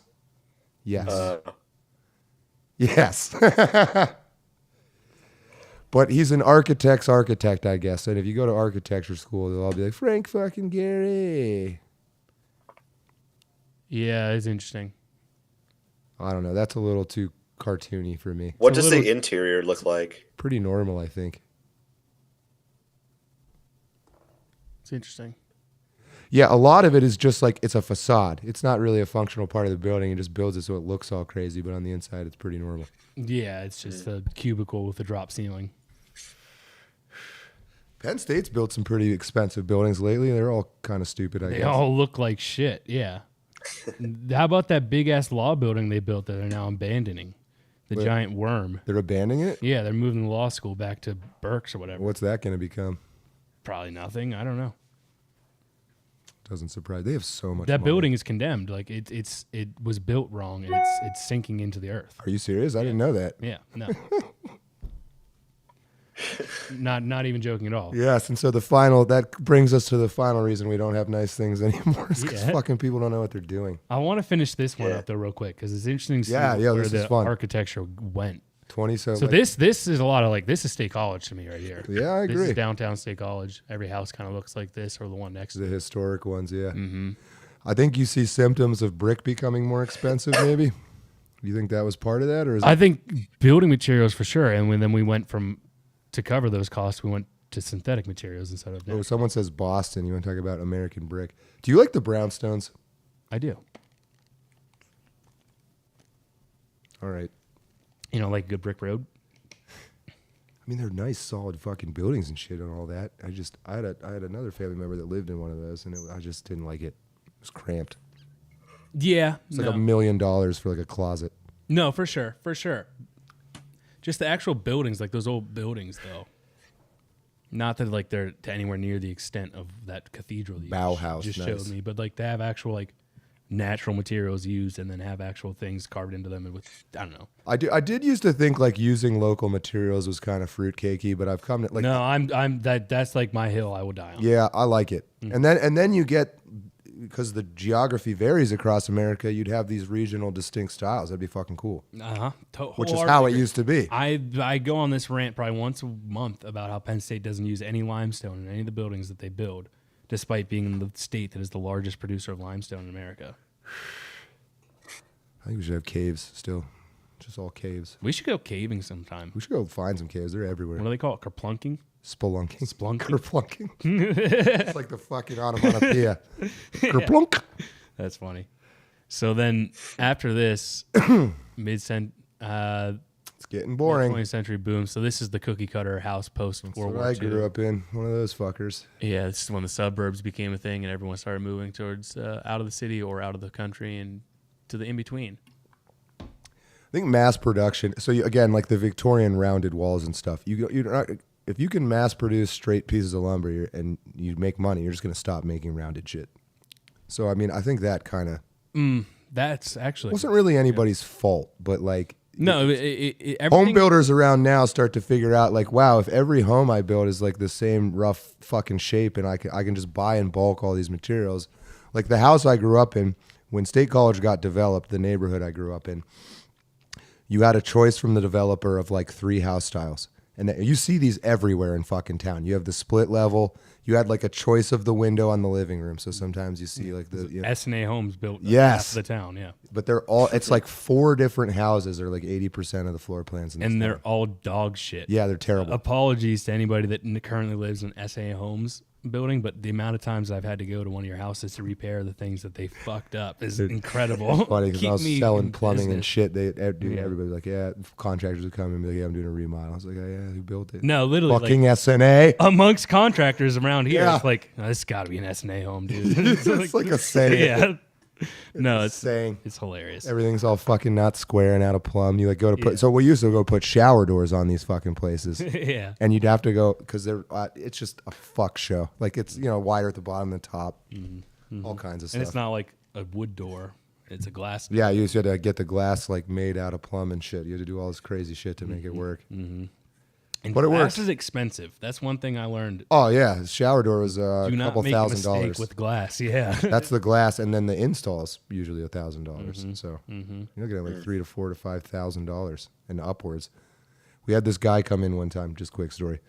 He's got like he was super rich, and he had this huge shower built that was like 15 feet long, and it was like the whole end. You just walked into it. Oof. And he goes, "I want a single piece of glass across the front." And I was like, we're not doing that. And he's like, oh, it's not possible. I'm like, no, it's possible. But have you thought through like a bunch of rednecks carrying in a 15-foot piece of glass up your fucking stairs? Like no one will touch that thing. Yeah. No contractor will pick that piece of glass up because they don't want to break it. No one will even ship it. That would be like, the crazy part. He's like, yeah, it's not like it's not a possible issue. It's a no one will do it issue. Yeah.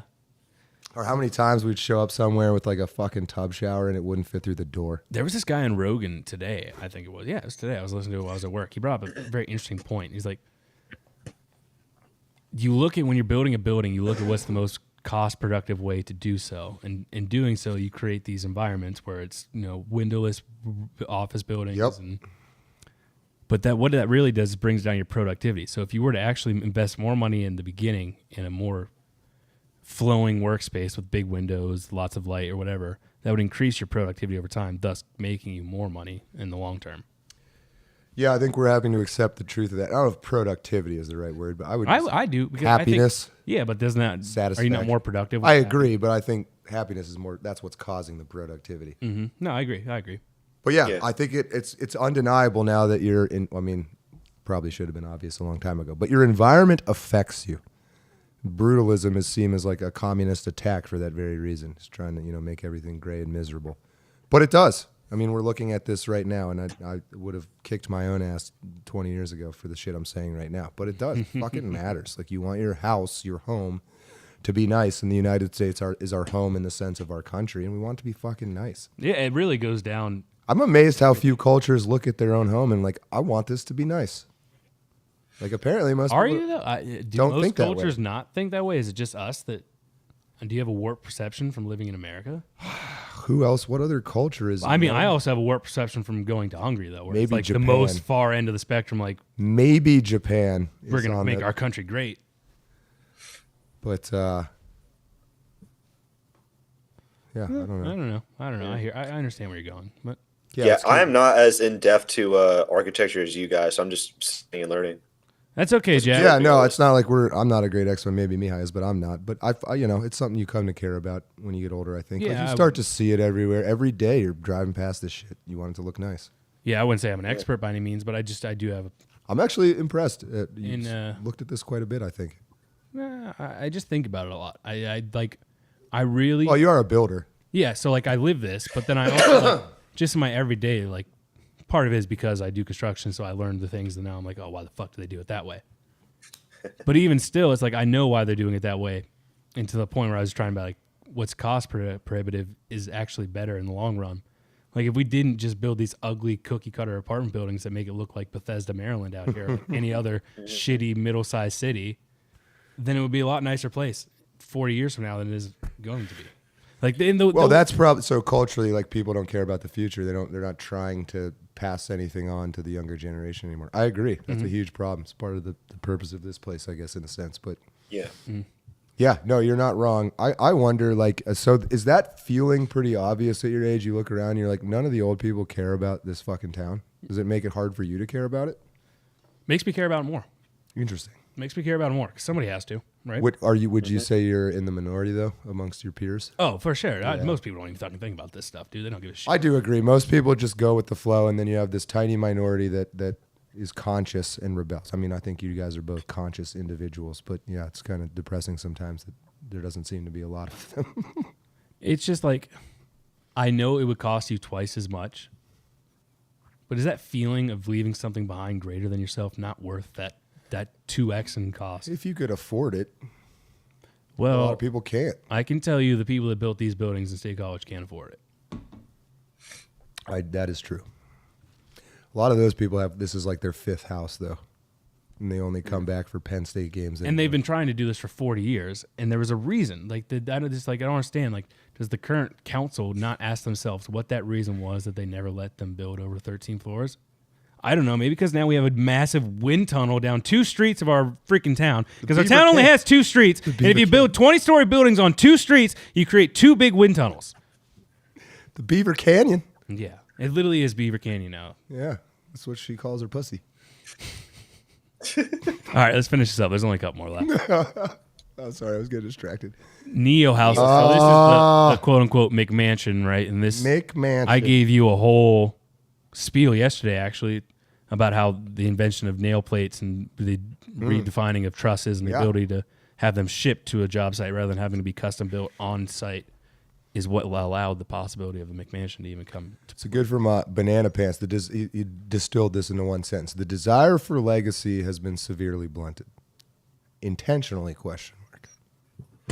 But what do you think that is? Do you think that people only just care about their personal lives and like, I'm just going to get my own? Like, I don't care about our town. I don't care about our culture. I don't care about our country. I'm just worried about how I can get myself richer. I'm going to keep going on. Yeah, I think the closer you get to surviving as opposed to living in luxury, which I think is kind of relative to human history, what we have been living in. Like, it's a luxury to be a humanitarian. It's a luxury to say all races should be treated equal. It's a luxury to treat your out group in a psychological sense. So you have an in group and an out group.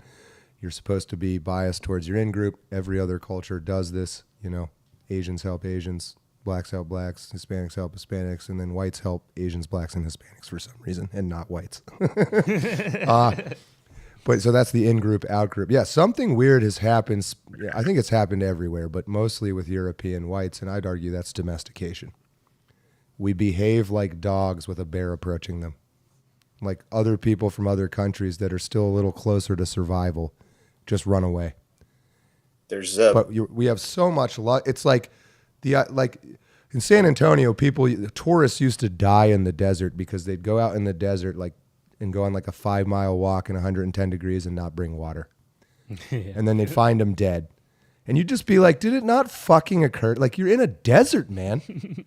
But like, it's not real to them. It's a television thing. And then they're on vacation. And then they're like, wouldn't it be fun to go out in the desert? And then they die because they didn't bring water into a fucking desert.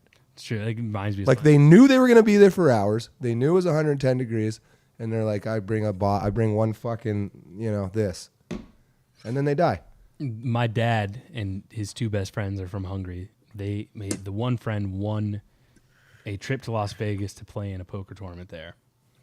And my dad met them up there, and they hung out in Vegas. And then after they were in Vegas, my dad flew home, but the other 2 were going to drive out to L.A. because they'd never been there. They wanted to see L.A. The last thing my dad told them before he left is, if you don't see grass, don't get out of the car. So they go on about their way. They don't speak any English. They're flying because in Europe, you just fly. There's no speed limit. So they're going like 120. Like a bunch of people are calling the cops on them. The cops finally pull them over and they're trying to talk to them. They don't speak English. Finally, can you get out of the car? And there's no grass. They almost got arrested. That's pretty good, man. Yeah, no, that's funny. That is funny. There's one more. Oh, sorry, Jack. Yeah, keep going. Very good. What's this gonna? Oh, immigrant influences. Here we go. Actually, Brutalist architecture. It's actually kind of interesting. Apparently, I don't know that I call that brutalist. Well, that's what the one director of that Brutalist film I was telling you about said, that it's all based around the immigrant experience, but I'm not sure if that's actually true. Mid-century built by Palm Springs. That's just like, it doesn't even look like, what is that? I'm not sure. It looks And like a fucking immigrant- carport. Yeah, what immigrant inspired? You guys want to come hang out in my carport? Yeah. Palm Springs. Poured all our cars in there. Apparently, it's Spanish style, borrowed from original Pueblo Indians. I don't know. I'm not buying it. Sounds like Spanish borrowed from Hubba Mubba. Native American. That doesn't sound Spanish anymore. No, right? Yeah, and Modernist I house. feel as though I hate how they word immigrant as if it's all one unified demographic, when the only thing unifying Oh, sure. all immigrants are just the fact that they move from one area to the next. Like I'm sure there are all these distinct styles that every single specific group or demographic brings with them. This might be the best architecture style in America. Native. That's wild. There should be a neon I don't sign even- behind that yeah. barred window that says beer. Jack Daniels. Jose Danielo. Homestead. All right. I Juan, don't feel we're Juan. getting Those into are weeds comfy. now. Those are comfy. That actually looks like a lot of houses in Romania. It looks like a drunken farmer built that one. Yeah. I mean, I don't mind it. It fits the context. You know what I mean? So what's amazing to think about, though, in something like this is like the stones there, they didn't have concrete. The concrete that we know and the concrete that we use today wasn't invented until 1919. You know that? What did they just like kind of mix up some kind of? It would just be basically like for this specific Did one. they use oakum? For this specific homestead, they would have used whatever was around them in the land. That's true. Just they would have used some mud. sort of lime, ground up lime and mud or whatever it might have been, and made some sort of homemade mortar. Oakum is log cabins, isn't it? You know what oakum is? I don't. Oakum is like the OG sealant. You take a piece of rope, OAKUM. They still do this on like wooden ships. Oh, is that when you like drag it through tar? Yeah, and then you like pound it in between Yep, the wood. that's oakum. Okay. Yep. Yeah, I actually have seen this. Old plumbers People who still are use building a oakum. wooden boat. Yeah. Yeah. Dude, I had a really old plumber come in one time, and he was looking for I think like a wax ring or something, and we didn't have any, and he's like, I'll just use oakum. I was like, what? Dude, I would freak the fuck out if some guy started throwing rope underneath my toilet. I'm sure they didn't even. That's it not works. gonna last. It works. That's how, dude. You pull up old toilets. Like we've had young plumbers come in and be like, "I'm replacing this old ass toilet." We're like, what the fuck is this? That's a good point. And Too. be like, oh, It never yo, leaked. that's oakum, bro. The fact that it's still there means it never leaked. Yeah. That's interesting. Shipbuilding in the olden days. Interesting, actually. Yeah. We got a lot of good comments. I've seen we kind of had the conversation keep going, but I'm amazed the chat knows quite a bit about architecture. It seems like too architecture. My voice is starting to go.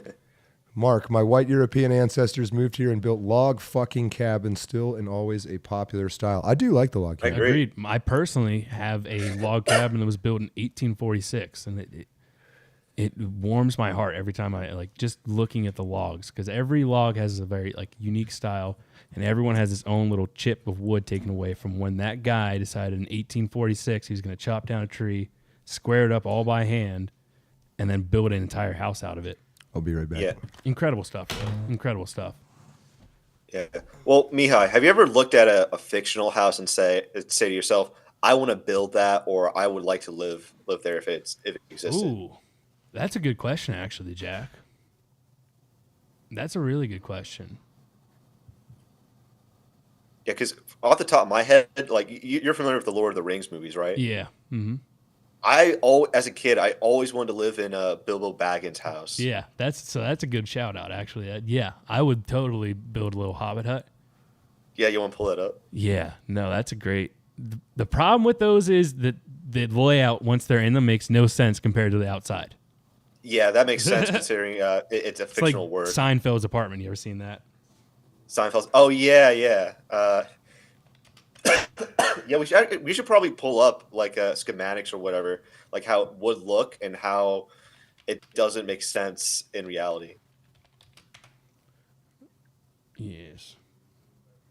Yes, this Yeah, look that it looks so nice. No, I know it. it Actually, from this, it looks. I just feel like I only thought it was like the front part here, if that makes sense. But I guess that makes a little more sense. Yeah, that's badass. Undeniably beautiful too. I know it's a fictional house, but you're right, Jack. That is pretty sweet. What the fuck just happened while I was gone? He asked. That's a good question. Ask him, Jack. Yeah, so John, which fictional house would you like to see yourself living in, or would you like to see become a reality? I see how you arrived at honestly, the circular door is kind of interesting. No, I agree. It's my cave right there. I think that's what I was describing. It basically is, yeah. Fictional house. I don't know how many fictional houses I can like recall off the top of my head, to tell you the truth. Hogwarts, like the whole school. You want to live there? I said that obviously as a joke, but also because don't they change the way Hogwarts looks in like every movie? It's like vastly different. Like the first movie, it's like in like a clearing in front of a forest, and the next movie, it's like on top of a mountain. It's like a totally different fucking thing. They just didn't care about continuity at all. I never noticed that. Yeah, I'm pretty sure that's true. I feel like you're right, but yeah. Yeah, like it's, and the castle itself is like different every time. It's like just different. I guess maybe they're just like, it's magical. It is magic. But I'm pretty sure it's because they just didn't fucking give a shit. Yeah. Oh, yeah. I wonder if the books they made it make more sense. Yeah, since we're on the topic of you know what else real quick about Harry Potter? Those fucking what are the things that you can only see once you see someone die? There's animals, death wraiths, or whatever, some kind of whatever. horse, some kind of horse that you only see after you see someone die, and it doesn't appear until like the third book because Harry saw like fucking some classmate die or something. Well, his parents died, and he saw them die when he was a kid, so he should have seen those fuckers right from day one. Did he see them die though? He was in the crib while they got killed outside trying to protect him. I don't want to have this argument. I don't care. I don't care that much. I thought I had a point. No, I'm but pretty you sure might in the be movie right. his mom like locks the front door and like waits for Voldemort outside while Harry's like in the crib In the crib. Vroom vroom, get in my crib. Fucking that loser ass Harry Potter son of a bitch. Yeah. All right, we can move on to a different topic now. No, I don't know. I don't know, Jack. Fictional house. I don't know. What was yours? His was The Hobbit. I couldn't think of one either. That's a good question, but it's a tough. What even, like, can somebody even name another fictional house for me? Like, I thought about the house from Up, but I don't know how. Shit. How possible that is in You don't real have life. enough. Yeah. What about Luke Skywalker's house? His little fucking Tatooine house, his little fucking hut, his yurt. That makes me think of that song, Bushes of Love. Bushes of Love. From Bad Lip Reading. It's pretty funny. Don't pull it up now. I think we've managed to get through this show without a copyright strike. Maybe. I feel like there was a video in like the first 5 minutes that I played that had a song on it. But oh, what about a houseboat? Houseboats are always underwhelming, I feel like. We haven't looked at that yet. Houseboats are... have you ever been on a houseboat? I don't think I have. I have been on a floating casino, though. Houseboats are just like the interior of RVs. It's kind of what it is, isn't it? It's like a water RV. Like a water RV, yeah. But I don't know. It just doesn't feel like very homely, if that makes sense. Like I think it's cool to have one to go like to the lake on a weekend and be on a houseboat. But I wouldn't want to live on a houseboat. You wouldn't want to like traverse the waterways of America on a houseboat for I don't know how far you would get. Lifestyle. You could probably go pretty fucking far if you started on like It'd be very expensive like way Mississippi to or do something. that though. I think you go pretty far. I think you'd be better off on a sailboat. Sailing would be cool. I want to sail to Hawaii. You want to sail to Hawaii with me from California? Oh, geez. I think it's like 30 days, 15 days, 30 days, something like that. 30 to 15 days. It could be 100 days. It'd be like Captain Cook's Rebellion if we went sailing together. I'm certified to sail on lakes. On lakes? I'm certified to sail a sunfish. Do you know what that is? Yeah, I do. It's a fucking surfboard with a sail. Yeah. Funny. Basically. Where did you get that certification? Fucking, is it still called, what's the fucking place around here? Collier? No. Or fucking... Stone Valley. Oh, right next to Whipple's Dam or whatever. Oh, it's something else now. Or, I don't know. Yeah, I know what you're talking about. Yeah. Yeah, certified, baby. What's the other one? Sayers. You ever been out to there on a boat? Not on a sailboat, but yeah. I actually kind of like that place. It's pretty cool. Sayers? Yeah. It's a little further out, right? Is it kind of less people usually? Yeah, it's smaller. A lot of people will just make the trek to Raystown for the bigger lake. I know a lot of people go to Whipple's too. Yeah. Do you think shipwrights have your same opinions, Mihai? Like, there's a lack of beautiful ships being made. Absolutely, dude. Probably. Absolutely. I would. I mean, I think it's a meme. I think I've seen it as a meme, but I think there's some truth to it. It's like 9 out of 10 men would quit their job right now to get on an old wooden boat and go on a trans-Antarctic expedition. It's like, yeah, I totally would do that. Something about an old wooden boat. I don't know about the Antarctic part, but I mean, that's what people are trying to do with space How else are we right gonna know now, if the world's because flat? we've explored everything pretty much right now figure on it out. Earth. Yeah. The only way to figure out the world's flat is to take a wooden boat. sail to Antarctica. You know we didn't get to the North Pole until like the late 1800s. I can buy that because it. Well, when do we get to the South Pole? Is the same, right? Or was that even 1900s? Yeah, that was even later. It was just the wooden ships couldn't It's make fucking it. hard to get up there, man. Yeah. All those passages that are water, they like freeze and change all the time and shit. No, but like the British Empire had a vested interest from the 1600s. Yeah, they're trying to circumnavigate. Yeah. They thought it'd be a quicker way to get to China if they could find it. Were we talking about that show? There's a show out right now it's The Terror. I don't think we were, but that was out a while ago. Loosely based. It's old. The first season was great. I think there is only one season, or is there's more? Well, than one? no, they made it into an anthology season like True Detective. Is it about the black ships? Weren't very good. There was a real expedition where everybody died. Yeah, what you're seeing right now is the second season. The guy in the uniform, that's from the first season. Yeah. Oh, I see. So it's like a American Horror Story sort of thing. Yeah, and the ship actually was named the Terror, and the other ship was named it was like Erebus or something. So they named these fucking ships stupidly for some reason. It was like, how do we get bad luck? Well, since you want to make a remake of Moby Dick with me, do you know what the real story of Moby Dick's based off of? A woman. No, it doesn't have anything to do with a woman. A guy stole. It is based off some guy that was trying to hunt down a whale, right? Yeah, no, it's a true story. Yeah, I did know this. Now tell me, I can't The remember. story of the whale ship Essex. Yeah, that's right. It was wow, a Nantucket whaling ship that got lost at sea for some period of time due to a whale, an angry whale, tore apart their boat. Fucking whales, man. But you ever seen the movie or read the book Into the Heart of the Sea? Into the Heart of the I Sea. did see that movie, actually. Yeah, so that's the true story of Moby Dick. Quickly, MacGyver 1, Northeast Pennsylvania, checking in here, not allowing my memes to just be dreams. Welcome, MacGyver 1. I want to talk about shitty architecture. Go to Northeast Pennsylvania. God damn, you're always part of the states falling down up there. Go take the Joe Biden Expressway up to Scranton and tell me how beautiful it is. Yeah. Maybe it was before Biden got his fucking sniff. Yeah, go to sniffing around. Go to Williamsport and go watch the Millionaires play high school football. Yeah. Williams, their fucking mascot is the Millionaires because they used to be apparently a wealthy town.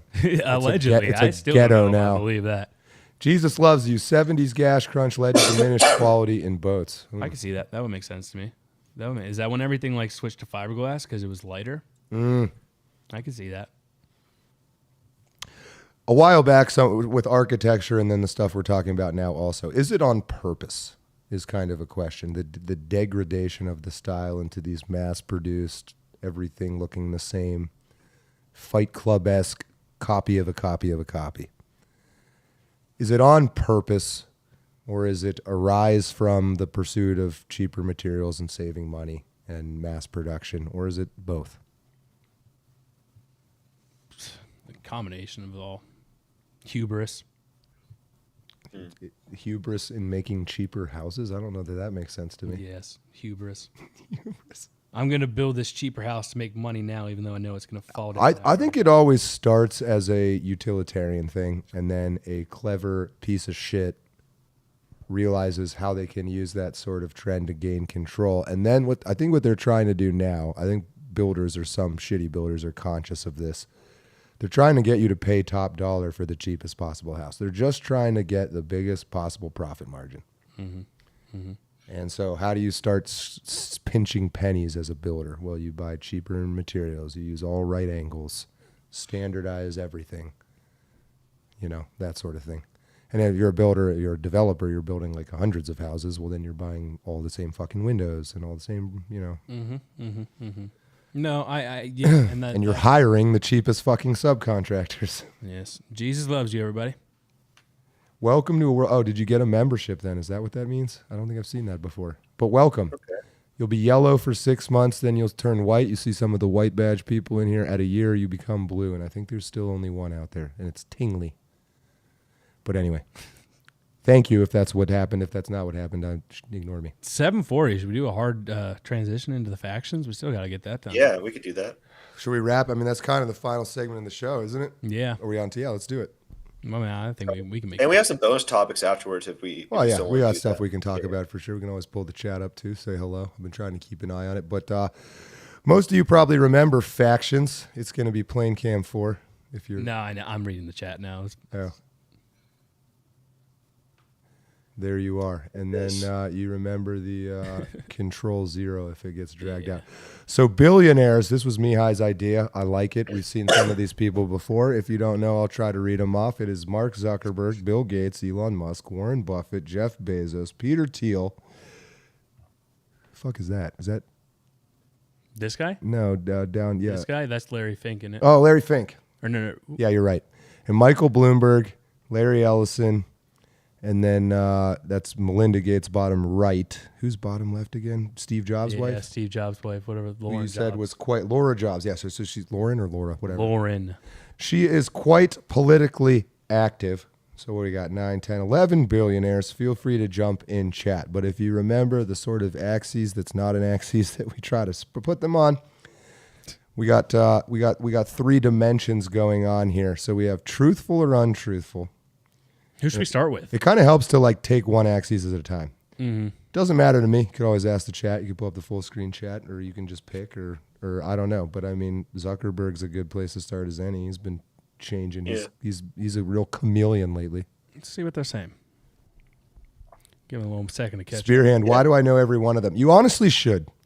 Yeah. Oh wait, Dr. Tetanus. Funny, The Brutalist is now a movie celebrating the small hat that pioneered the brutalist architecture. It's now up for many awards. I mentioned that earlier.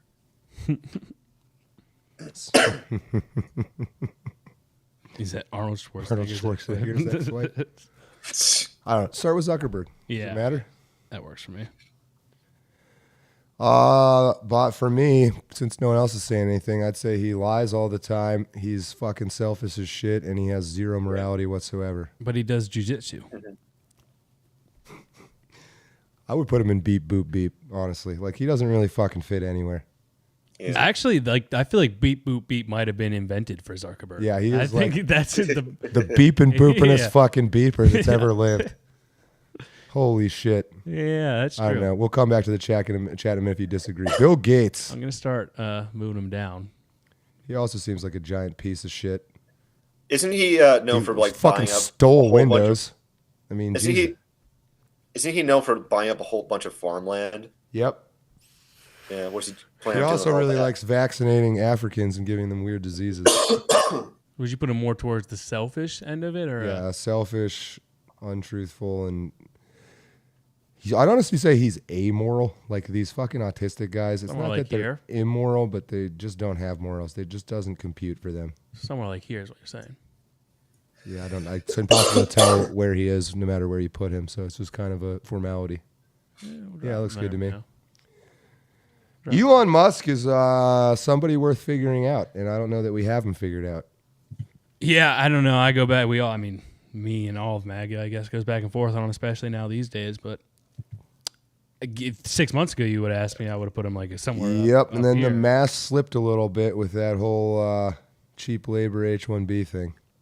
Maybe I'm not really quite on the moral side of things for him. He's hard to peg down right now. I would say he wants to genuinely go to fucking Mars. Like, that's what he cares about. For sure. Is that Yeah, moral? What would you I think say? he's truthful about that, but think he's it's- kind of selfish. I would think it. And it's probably pretty neutral. I think you could look at it from a selfless perspective where he wants to give humanity a chance to survive. Well, he could certainly makes that argument, but he's benefiting tremendously Yeah, as an do you believe it? individual Mhm. from all Well, of this. I think it's also worth considering why he started becoming more culturally active in the last few years. Because people say that's because people someone tried to trans his kid, or his kid was Yeah. trans. I don't know. We'll put him like somewhere like here. How's that How does that work for you guys? It's good enough for now. Let's do one more, and then we'll check with the chat. Let's go Warren Buffett. I think it's a pretty easy one to pin down. I made this argument before. I think Warren Buffett, as far as billionaires go, is just the true center. Doesn't really get involved in anything. He's the center of the billionaires. He just does business, and he does business well. Jeff Bezos. Yeah, I'm with that one. Pull up the chat real quick. See if anybody's giving us tons of shit. Elon is fucking R. He likes kids a lot. Isn't that all of them? Which one are they talking about? He did fuck Grimes or whatever. That was the Johnny Depp chick. Oh, he also had Amber Heard dress up as one. That's what I was thinking. From Amber Overwatch. Heard. Mercy from Overwatch. You know who that is? No, I don't. I'm kind of he had her dress up as her. So yeah. That was kind of crazy. She did it though. Yeah. She could have not done it if she thought it was weird. Now she wants to act like it's weird after the fact. I don't see any arguments from the chat anyway.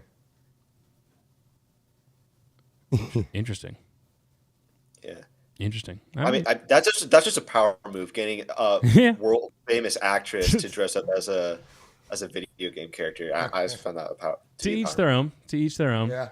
Let's go with Bezos now. He started from humble beginnings. Or as the British say, Bezos. I don't know, man. He seems kind of checked out. He seems more active. Seems more like I just want to have a hot girlfriend and go on my yacht and make. Do you think his Amsterdam she's takedown. hot? I think she's hideous. I want to make the Netherlands take a bunch of bridges down so I can move my yacht through their canals. You remember that? No. I think. Wait, John, are you talking about his current wife? The one that had her tits out at the inauguration. Yeah, her. You think she's hideous? Yeah, her face is like a monstrosity of plastic surgery. Yeah, plastic surgery. Yeah. I wasn't really looking at her face. It's fair. Pussy don't got a face. One of the all-time what do you think? Greatest comments I've ever heard. What do you think Jeff Bezos' motivations were in buying up the Washington Post? Well, that's what I meant by he seemed like he was a little more active, like in previous election cycles, and has sort of kind of not been so in your face. We got to kind of make that chart at some point too. Who owns what? Yeah. Like it is worth knowing that Washington Post, is Bezos. Mm-hmm. It's the way to look at it. I'm going to put him just like true selfish. How about that? There you go. Okay. Oh, who are we going for? Peter Thiel? Peter Thiel. I don't know. Where are you going to put him, John? I think he's the final boss of So I don't know that he's moral or immoral. I think he's a machine. We need like a separate category. A beep boop. He could be kind of beep boopy. He's half in, half out on the beep boop. Yeah, beep moral. John, John. After that story you told me of him last episode, I'm just like, okay, this guy when his mind is on something, he's on a warpath. He can be Peter Thiel. Yeah. Dr. Tetanus. Oh, yeah, just wear that jacket. What? Just wear that jacket I bought you. I'm confused by that. Oh, yes, you wear that jacket I bought you. Oh, it's an accent. I don't know what kind of accent it is. That's pretty good, honestly. I think you read that correctly. I don't think I could have done it better myself. You can interpret screenplays and shit. We got to get you into acting. Wait, do it again. I can do it better. Wait, touch it. What? Bring up the super chat again. You're doing it again. All right. You wear the jacket I bought you. I don't know. I think the first one was better, Jack. Okay. I think you thought about it too much. You became Italian there. No, you became like Dracula. Like Italian. I was trying to do a Borat. You were like Dracula meets Mario. Oh yeah, you bought the jacket. It was a little Borat-y, wasn't it? Yeah. Borat-y. It was Boratesque. He's my neighbor. Anyway, pain in my asshole. I don't see anybody wildly disagreeing with us. I think we're doing a good job here. Robbie C. Teal's definitely a beep boop. Let's go to the next one. Let's hit it. Fink. Oh, this guy I think sucks. Yeah, I'm going to put him immoral self. I'm just going to put it. That's the BlackRock CEO for those of you that don't know. So the reason you don't have a house right now is because of this guy. That guy sucks. Bloomberg also kind of sucks. But slightly less because he did try and go toe to toe with the Democratic establishment last. It's kind of Bezos-esque. I don't know. He's like he owns fucking Bloomberg, but the thing about Bloomberg is that I can see everyone else deserving all their billions of dollars and what they provided. I can't really pinpoint why exactly Bloomberg deserves to be a billionaire. I don't know if anybody deserves it, but Well, no, what did he do specifically to become a billionaire? I see. No, I'm assuming he was. Excuse me. Stocks. Were his parents rich? I don't know. I guess. Oh, he was born into it. Pretty much every single one of these people had wealthy parents. I mean, that's kind of gets overlooked a lot. Okay. Including Trump too. You looking it up? Mm-hmm. Michael Bloomberg. Securities brokerage from Salomon Brothers before forming his own company that traded in the financial sector under the Bloomberg LP. So he's a finance bro. Self-made to some degree then, I guess. With other Remember people's when money. Remember when he wanted to ban Big Gulp? When he what? When he wanted to ban Big Gulp? No, I don't. Shit, remember. he was like RFK before RFK. He wanted to ban like the amount of soda you would drink. I just remember seeing him on TV the first time and realizing he was like 4'8". There is some stat. I think we talked about this before, but I think a lot of people talk about this. They're like the tallest person always wins the presidential election, except for Biden. Except for Biden in 2020. Yeah. That's a well-known phenomenon in psychology. What taller people tend to be seen as having more authority, and that's true in CEOs. CEOs are well above average height. I think they average like 6'4". Yeah, I think my brother's CEO is like freaking 6'6" or something. Yeah, crazy. CEOs tend to be really fucking tall. Yeah. So yeah, it's really the group of people gives tall people power. It's not really the tall person doing anything in particular. It probably honestly stems from sort of that, like how when dogs or cats try to be dominant, they'll try to climb up on something above you. There's like it's even beyond humans. Above you is authority, and beneath you, it's the whole women don't like guys shorter than you and stuff like that. It's hardwired in some weird way. Interesting. But yeah, that seems to express itself as leaders tend to be tall, with exceptions, obviously. Ellison. Oracle. Man. I don't know. I don't think any of these people are good people. Yeah, I mean, it's like everybody's below the Y plane there or whatever. The X plane, I guess, technically. Somewhere like here, maybe. Yeah, I think we're learning we need to do some research, don't we? Actually, I think if we're going to put him there, I think we almost need to put Bill Gates like here. Yeah, I'm for it. Move him up there. Pretty okay. How you feel about that? That's fair enough as far as I'm concerned. I don't know a whole lot about Jobs, his wife. So I actually did have an article pulled up here. Go ahead and talk, Jack, while he's pulling it up. Did she earn anything, or did she just inherit everything? I don't know about her. I'm assuming inherited. Well, she's Steve Jobs' wife. Yeah. So she didn't create Apple. I know that. I'm just saying, but did she do anything? Did she contribute anything? She could have, maybe she invented fucking rollerblades or something. I don't know. She could be a billionaire in her own right. She invented snowboards. Oh, she's actually not in this article. Well, I don't know why I pulled that name. You seemed adamant. Yeah, I thought she was in the article too. Which is funny. All right, TBD. TBD. Well, let's just go to Gates' wife. Oh, seems equally as big a piece of shit as him, honestly. Yeah. Maybe slightly less because she didn't have sex with little children, though. Yeah. She did not. We know that for a fact. Well, she divorced him because he did. Allegedly. Yeah, we'll put her slightly above him. I just don't trust that she's some innocent fucking. Oh, no way. No way. This is what I found from Googling her. Lauren Jobs has many accomplishments, including founding Emerson Collective, a social impact organization and supporting education, the environment, and immigration reform. Damn, how'd she get the funding for that? She also inherited late husband Steve Jobs' stakes in Apple and Disney. Oh, okay. You answered my question. Apple and Disney. Well, that's a nice little handoff. Yeah. I don't know. Fucking retarded. I don't know. Yeah, I think we should have we don't know. We should have researched more. We should. That's what, it's hard to say any of these people are fucking retarded with how much money they had. Yeah. Yeah. That's more a box for when we have like LeBron James. And Yeah. I don't know. I should like. This is where everybody makes shit up and is an influencer of some kind. I would say. know. I mean, pull up the chat. Maybe somebody dropping some hot knowledge on us right now. True. Maybe. Anybody know anything about Jobs' wife? No woman ever made their own money from Sir It is funny. Donald It's Trump. like 9 out of the 10 richest people in the world. That is all funny. got it from divorce. I think Oprah's the only one. Oprah. Yeah. She got Mama it from Suri disagreed. her rug eating business. She got it from being raped as a child. What? That's how she blew up. Her first story was like an expose on herself about how she was raped as a child. Oh, I didn't know that. I wonder if that's true. Imagine if it Mama wasn't. Suri. Pretty sure it was her dad all she her accused money. too. Yeah, he did. She seems a little sleazy. A little bit. Can you guys, I'll tell you, I'm can you not guys eating name Weight one- Watchers anymore. She doesn't even eat it. Yeah. All Can right, you guys well- name one woman that earned her money?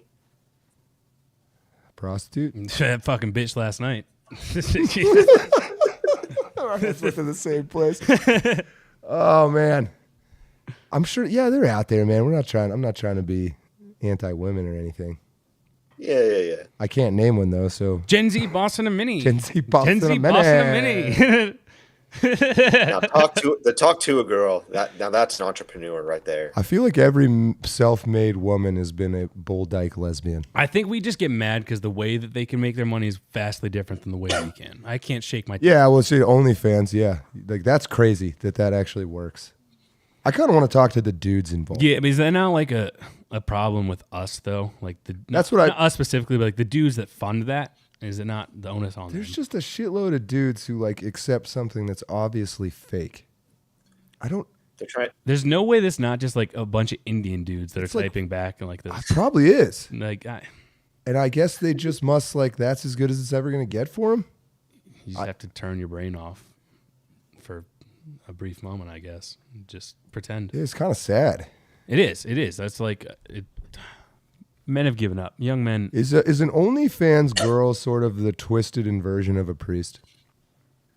She's sort of selling like a I don't know. I don't know where you're going with that. No, I would actually say therapists A are priest the form of like sort of sells good, positive feelings and metaphysical understanding of the world and things like that, and gathers this community around who gives him money to keep fucking telling them this stuff. I'm not trying to be negative, know, but like yeah. in a totally objective way. Like that's kind of what's happening. Yeah, John. Build Now their own Zeb is following. joining in on asking why my Christmas tree is still up. What's that? Now Zeb is asking why my Christmas tree is still Jack, why is still your up. Christmas Well, tree as John pointed out, I have two Christmas trees. got up another one. if you look behind me. It is downstairs. Is that how you get rid of the bodies? You fucking feed them to trees. They did all that organic matter gets sucked up by the roots. And You got it. Well, John, if you think about it, Jack, everything no body, no crime. Is that how you roll? Everything else is really easy to deal with. Then you get to a point where it's all bones. So what do you do with the bones? You ground them up and you make fertilizer out of it. Maybe we should decide how. You would never get- played Minecraft? What's your go-to body Jack- disposal method? Jack, you know what we just found out? We found out that John's never played Minecraft. I don't play fucking Minecraft. You didn't know that? Like you wouldn't even had to ask me. You should have just known. Doesn't know anything about bone meal. I'm sorry. I'm just gonna. You seem more like a Roblox guy. I don't John. fucking do that shit either. Yeah. That's kind of why we're getting rid He's of it. not gonna know what happened when I walk in here with an oak sapling. I place that thing down, hit with some bone meal real quick. Boom, boom, boom. Full tree right in the middle of the studio. Like, what the fuck? I is do that? kind of follow what you're saying. That's part of it. Why? What is the appeal of Minecraft? Never mind. I don't care. It's awesome. I don't care. Never mind. I You cut can myself build off. anything you want. It's creative. It can yeah. be whatever the hell you want. What is like, as a creative mind yourself, like what is off-putting about Minecraft? I just said, what do? You go in there and you fucking You craft. You build something. But like, you cut down a tree You and mine, you build a house. and you craft. so like, how much control over the crafting do you really have? Isn't it just a bunch of little squares? It depends on what kind of. Never mind. I don't care. I don't want to know. No, I don't want to fucking go try this Yeah, out. you could take it far. I don't want to go look You can into get it. different mod packs. and John, stuff, if too. you live stream My yourself playing Minecraft is probably the that'd program be- Blender. What's up? John, if you live streamed yourself play Minecraft, everyone would tune in. I don't know about that. I don't know if I agree with you on that one. I do want to. Just Are you coaching. going to ever bring in your game? We're going to fucking play some shit out here, though. Yeah, I got to. I mean, I think that would be fun. That would be good content. No, it would be. I think I'd kick your ass in every Just- sports game, probably. I don't know about that, dude. My brother I ever told you this fucking story that they went to the championship of fucking college football and shit? Oh, I'm aware. That's why I'm not playing your brother. It's like you're talking to somebody who was trained by the video game equivalent of Michael Jordan. Yeah, you're fucking Scottie Pippen. Never got any of the credit, but you were good. You were good, man. Just got those rebounds. I just cleaned the glass. No, Called me Windex. No, I don't know. I don't really play video games a whole lot, so you probably would kick the shit out of me. John, you transitioning into a Minecraft YouTuber would make news. You would be the reverse Destiny. Oh my God. Is it meant to be? Why do people watch that shit? Just for 2 seconds. I can't, why does somebody watch somebody else for hours playing a fucking video game on the internet? I actually think a large part of it is like a sad component. Community where, aspect. It's young kids that can't afford. Is it like kids that aren't old enough for OnlyFans, basically? Yeah, I don't know, something to that. But they can't afford. Like it's kids that don't have the capabilities to go buy the game themselves or whatever. So that is kind of fucking sad. I would say I would actually say the personality of the streamer in question matters a lot too, because they're all playing the same games and Queso, shit. Those guys, it's how they react to the games, like their commentary. If they react wild and crazy, something about a totally mundane situation in the game that I'm playing. When I watch somebody else as a young kid, I watch somebody else play that same moment in the game, but then have a crazy reaction like, "Oh my gosh, I can't believe that happened!" To my young brain, that's way more entertaining than me just playing it. Yeah, maybe we should try this John, out. you should look up iShow Speed, and heard of that. He's a streamer that everyone's talking about right now, and he's known for just acting completely crazy, completely off the rails when he streams games. I can be pretty insane, as most of you have seen. So you want to just stream that and play video games? I'm down. Good. Yeah, he did this one stream where he was playing this game with this other guy, Tyson Nat, and they were both. One was on top of a staircase or a level of a building, and the other was at the bottom. But they were connected to a chain, and whenever they fell or something, the other would be lifted up or lifted down. It's hard to describe, but they're just known for being really crazy, and that's why people tune into their content. Yeah, this is iShow Speed. Are y'all about to jump over my Renautical? First person in the world. Come on.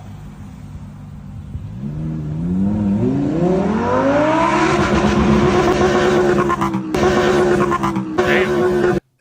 Is that actually real? That holy shit! Because the Kobe commercial was fake.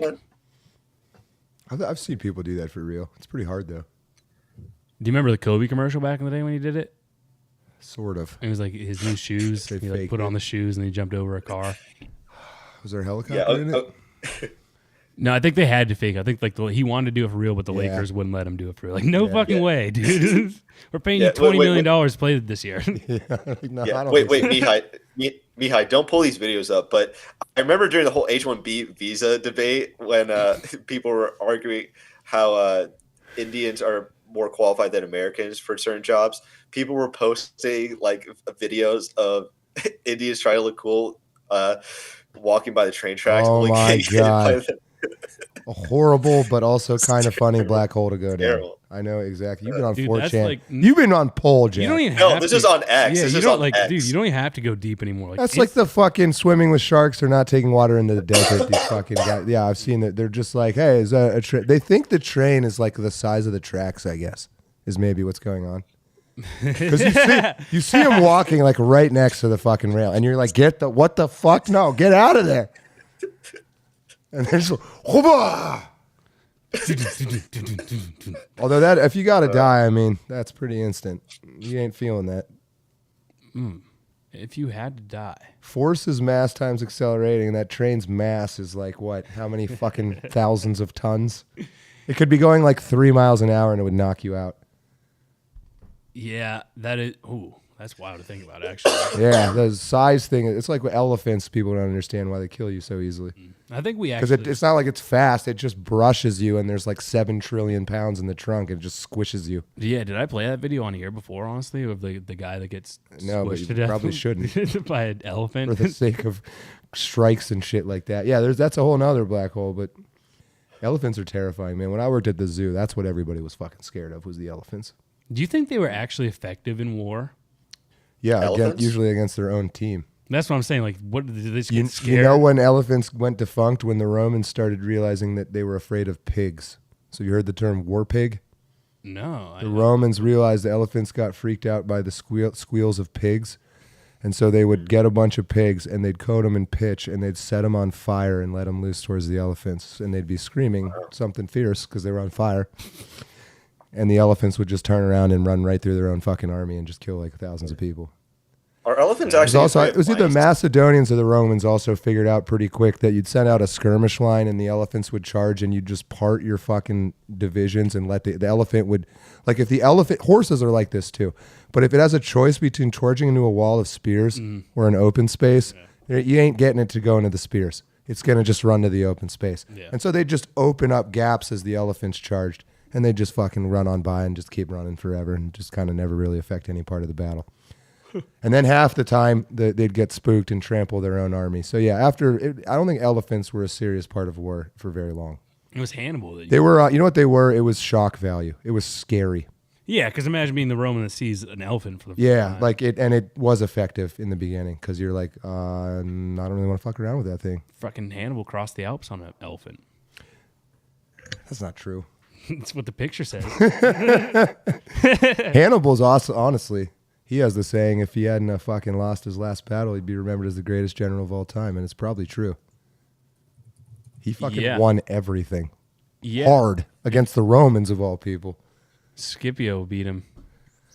Those fucking Romans, man, they were some relentless autistic fuckers, man. They just did not quit. It's kind of impressive. Do you guys want to move on to bonus topics? We can wrap this up. Yeah, we're kind of at a wrap-up point here, too. Just want to prove a point here, though. I believe it. According to a picture that was painted 1,000 years after Hannibal crossed. I mean, he did have war elephants. I don't know if they were with him on that trip, though. Yeah, I have no actual idea other than the pictures. Fucking being in northern Italy in the Alps, you're like some Roman border guard, a fucking elephant. The fuck is that? Your brain has no concept of like how to deal. Yeah, so it's got giant tusks. You're like, that's terrifying. You feel the ground shaking as it gets closer to him. Hit us with one more topic, Jack, then we'll wrap it up. I see you got something. Pick one. Oh, man. We're going to be here back on Thursday, man, with a whole another show, man. Yeah, whatever we don't hit today, we can save Thursday. Then in that case, we could save the JFK records for next episode. But how about this? Lyft discrimination. What is that? I like this one, Jack. Yeah, Oh, like the company? It's good. Yeah, it's a good one to end off. So a woman is suing Lyft for alleged discrimination, not because she's black, but because of her weight. Oh, she's a fatty. So the Lyft driver that went to pick her up refused to service her, saying she would not fit in his car, and she is now suing Lyft on her own behalf, but towards the. Do we have a picture of this woman? Yeah, I just want immediate question. I just want to see your face. Oh, she's got two. What's happening? What am I looking 3 at? stomachs. She doesn't look like she likes being touched by that guy. She doesn't look like she likes anything but calories. Gen Z busting a mini. Look at the dude on the left. He's like he's listening to us right now. He's like, I know. I'm just trying. He's like, yes, I am indeed here. This is real. I'm an ambulance chaser lawyer. Here, let's play it. The dude on the right, he's like, all right, I'll still be up. He is really leaning to get his arm all the way to her other shoulder. I love how they had to take this. Oh my god! What the fuck? Oh my gosh! What the fuck? I didn't. What the fuck, Jack? What? What was that part in there for? Oh, she filmed herself. What you saying? Even better. I got no space. Mom, my car is small. I can fit in this car. No, believe me, you can. What I'm gonna do about my money? I'm gonna cancel you. You're not gonna be charged. So you telling me I can't get in the lift because I can't fit in your car? Yeah, you need to order a bigger car. What make you think I can't fit in the car? Yeah, I'm sorry. Because the car is small in the back. My best friend has a Benz that's newer than this that I can fit in. That's the same size. Yeah, I'm sorry. I can't. So you really telling me I'm too busy to get in your car? This fucking poor guy's so burned I gotta out. order another lift. He's running every trip is one of these people. And to be more specific with you, I got very tired tires. What I got to do with your tires? He's worried about his tires. How you know I don't have no space? Yeah, I got no space in the back. How do you know I don't have no space? Because I tried before. Huh? Because I've been in this situation. So every big person you turn down because they can't fit in He your car? 100% has dealt with this like 50 times, and he's just done. He's done. He's like, nah. The last person fucked up his suspension. Yeah, this was not the first turf orca he had to fucking shove in his little fucking two-door sedan. Yeah, but do you think there's an actual legal case here? Probably, I hate to say. You know, I don't know. Well, Lyft had to change its how it operates to accommodate people. Lyft must have some, you know, we reserve the right to fucking cancel for any reason. They must. Yeah, but Lyft reached out to when they saw the video, Lyft reached out to them and was like, please contact us so we can like right any wrongs and try and put this behind us or whatever the hell they said. Would they do that? Yeah, I don't know why. Like they didn't just not say anything, to be honest. Should have called U-Haul. No. I saw people saying that she could have. I saw people saying that she could. She might need a CDL for a fucking CDL-based Uber company for fat people. Holy shit! Box trucks for John, fat fucks. That's what the business is called. I saw people saying that. John, I saw people saying that she should have called forklift. Yeah, right.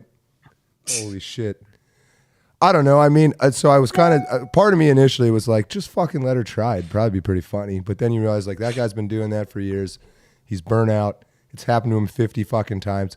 He's like, no, I ain't going to stand here for 20 minutes watching you jello fucking blob your way in there, only for it to not fucking work. I'm going about my day. Lose some weight. You're fat. I'm with it. I'm on his side. I think he's right. No, I agree. Like, I would not be... Like, I would feel so bad in the moment that I would not be able to do what he did. But I do think what he did. That's what makes me think it wasn't the first time. Mm. Like, imagine doing that like 5 times. Then you stop feeling bad. Yeah. That's usually what explains those sort of situations. Yeah. But they're going to have to change the app if they want to avoid those awkward interactions. They might have to add weight limits. Yeah, I don't know. She should have been forced to, I guess, order, I don't know what the Lyft version is, but like an Uber XL. I mean, she is in control of her size. I know a lot of people don't like to hear that. That's healthy. That's a healthy body. On that note, I think it's a good one. It's a good fucking time to wrap it all up. Yeah, let's wrap it up. All righty. Let's see. Donald Trump, say goodbye. Later, Trump. Oh, my God.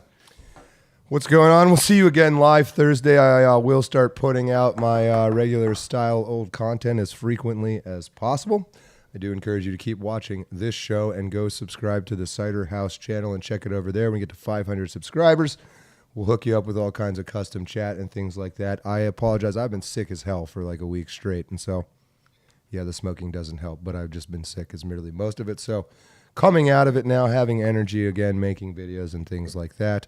And Studio Center is blowing up. We have some new creators joining and things like that. So we'll try to work them in and promote them and introduce them to you if you're into their particular niches. So lots of good stuff coming. Exciting new year, and it's just getting started. So I'll have lots of stuff to make videos about. That's all I got. Jackifer? Yep. Thanks for joining in tonight, chat. I'm just going to be working on videos, and I'm going to try to get back to State College as soon as I can. Yeah, get back here, man. Hell yeah, one day. And as always, I am Mihai Shogor. I thank you very much for joining me on this Tuesday night. Like John said, if you could subscribe to the Ciderhaus YouTube channel, that would be greatly appreciated. I'm going to check it tonight now. If we get over 1,000, I'm walking to California. So hopefully not that many. We'll get to 999 tonight, and we'll call it a good day. Until Thursday, though, I want everyone to have a good one. Godspeed.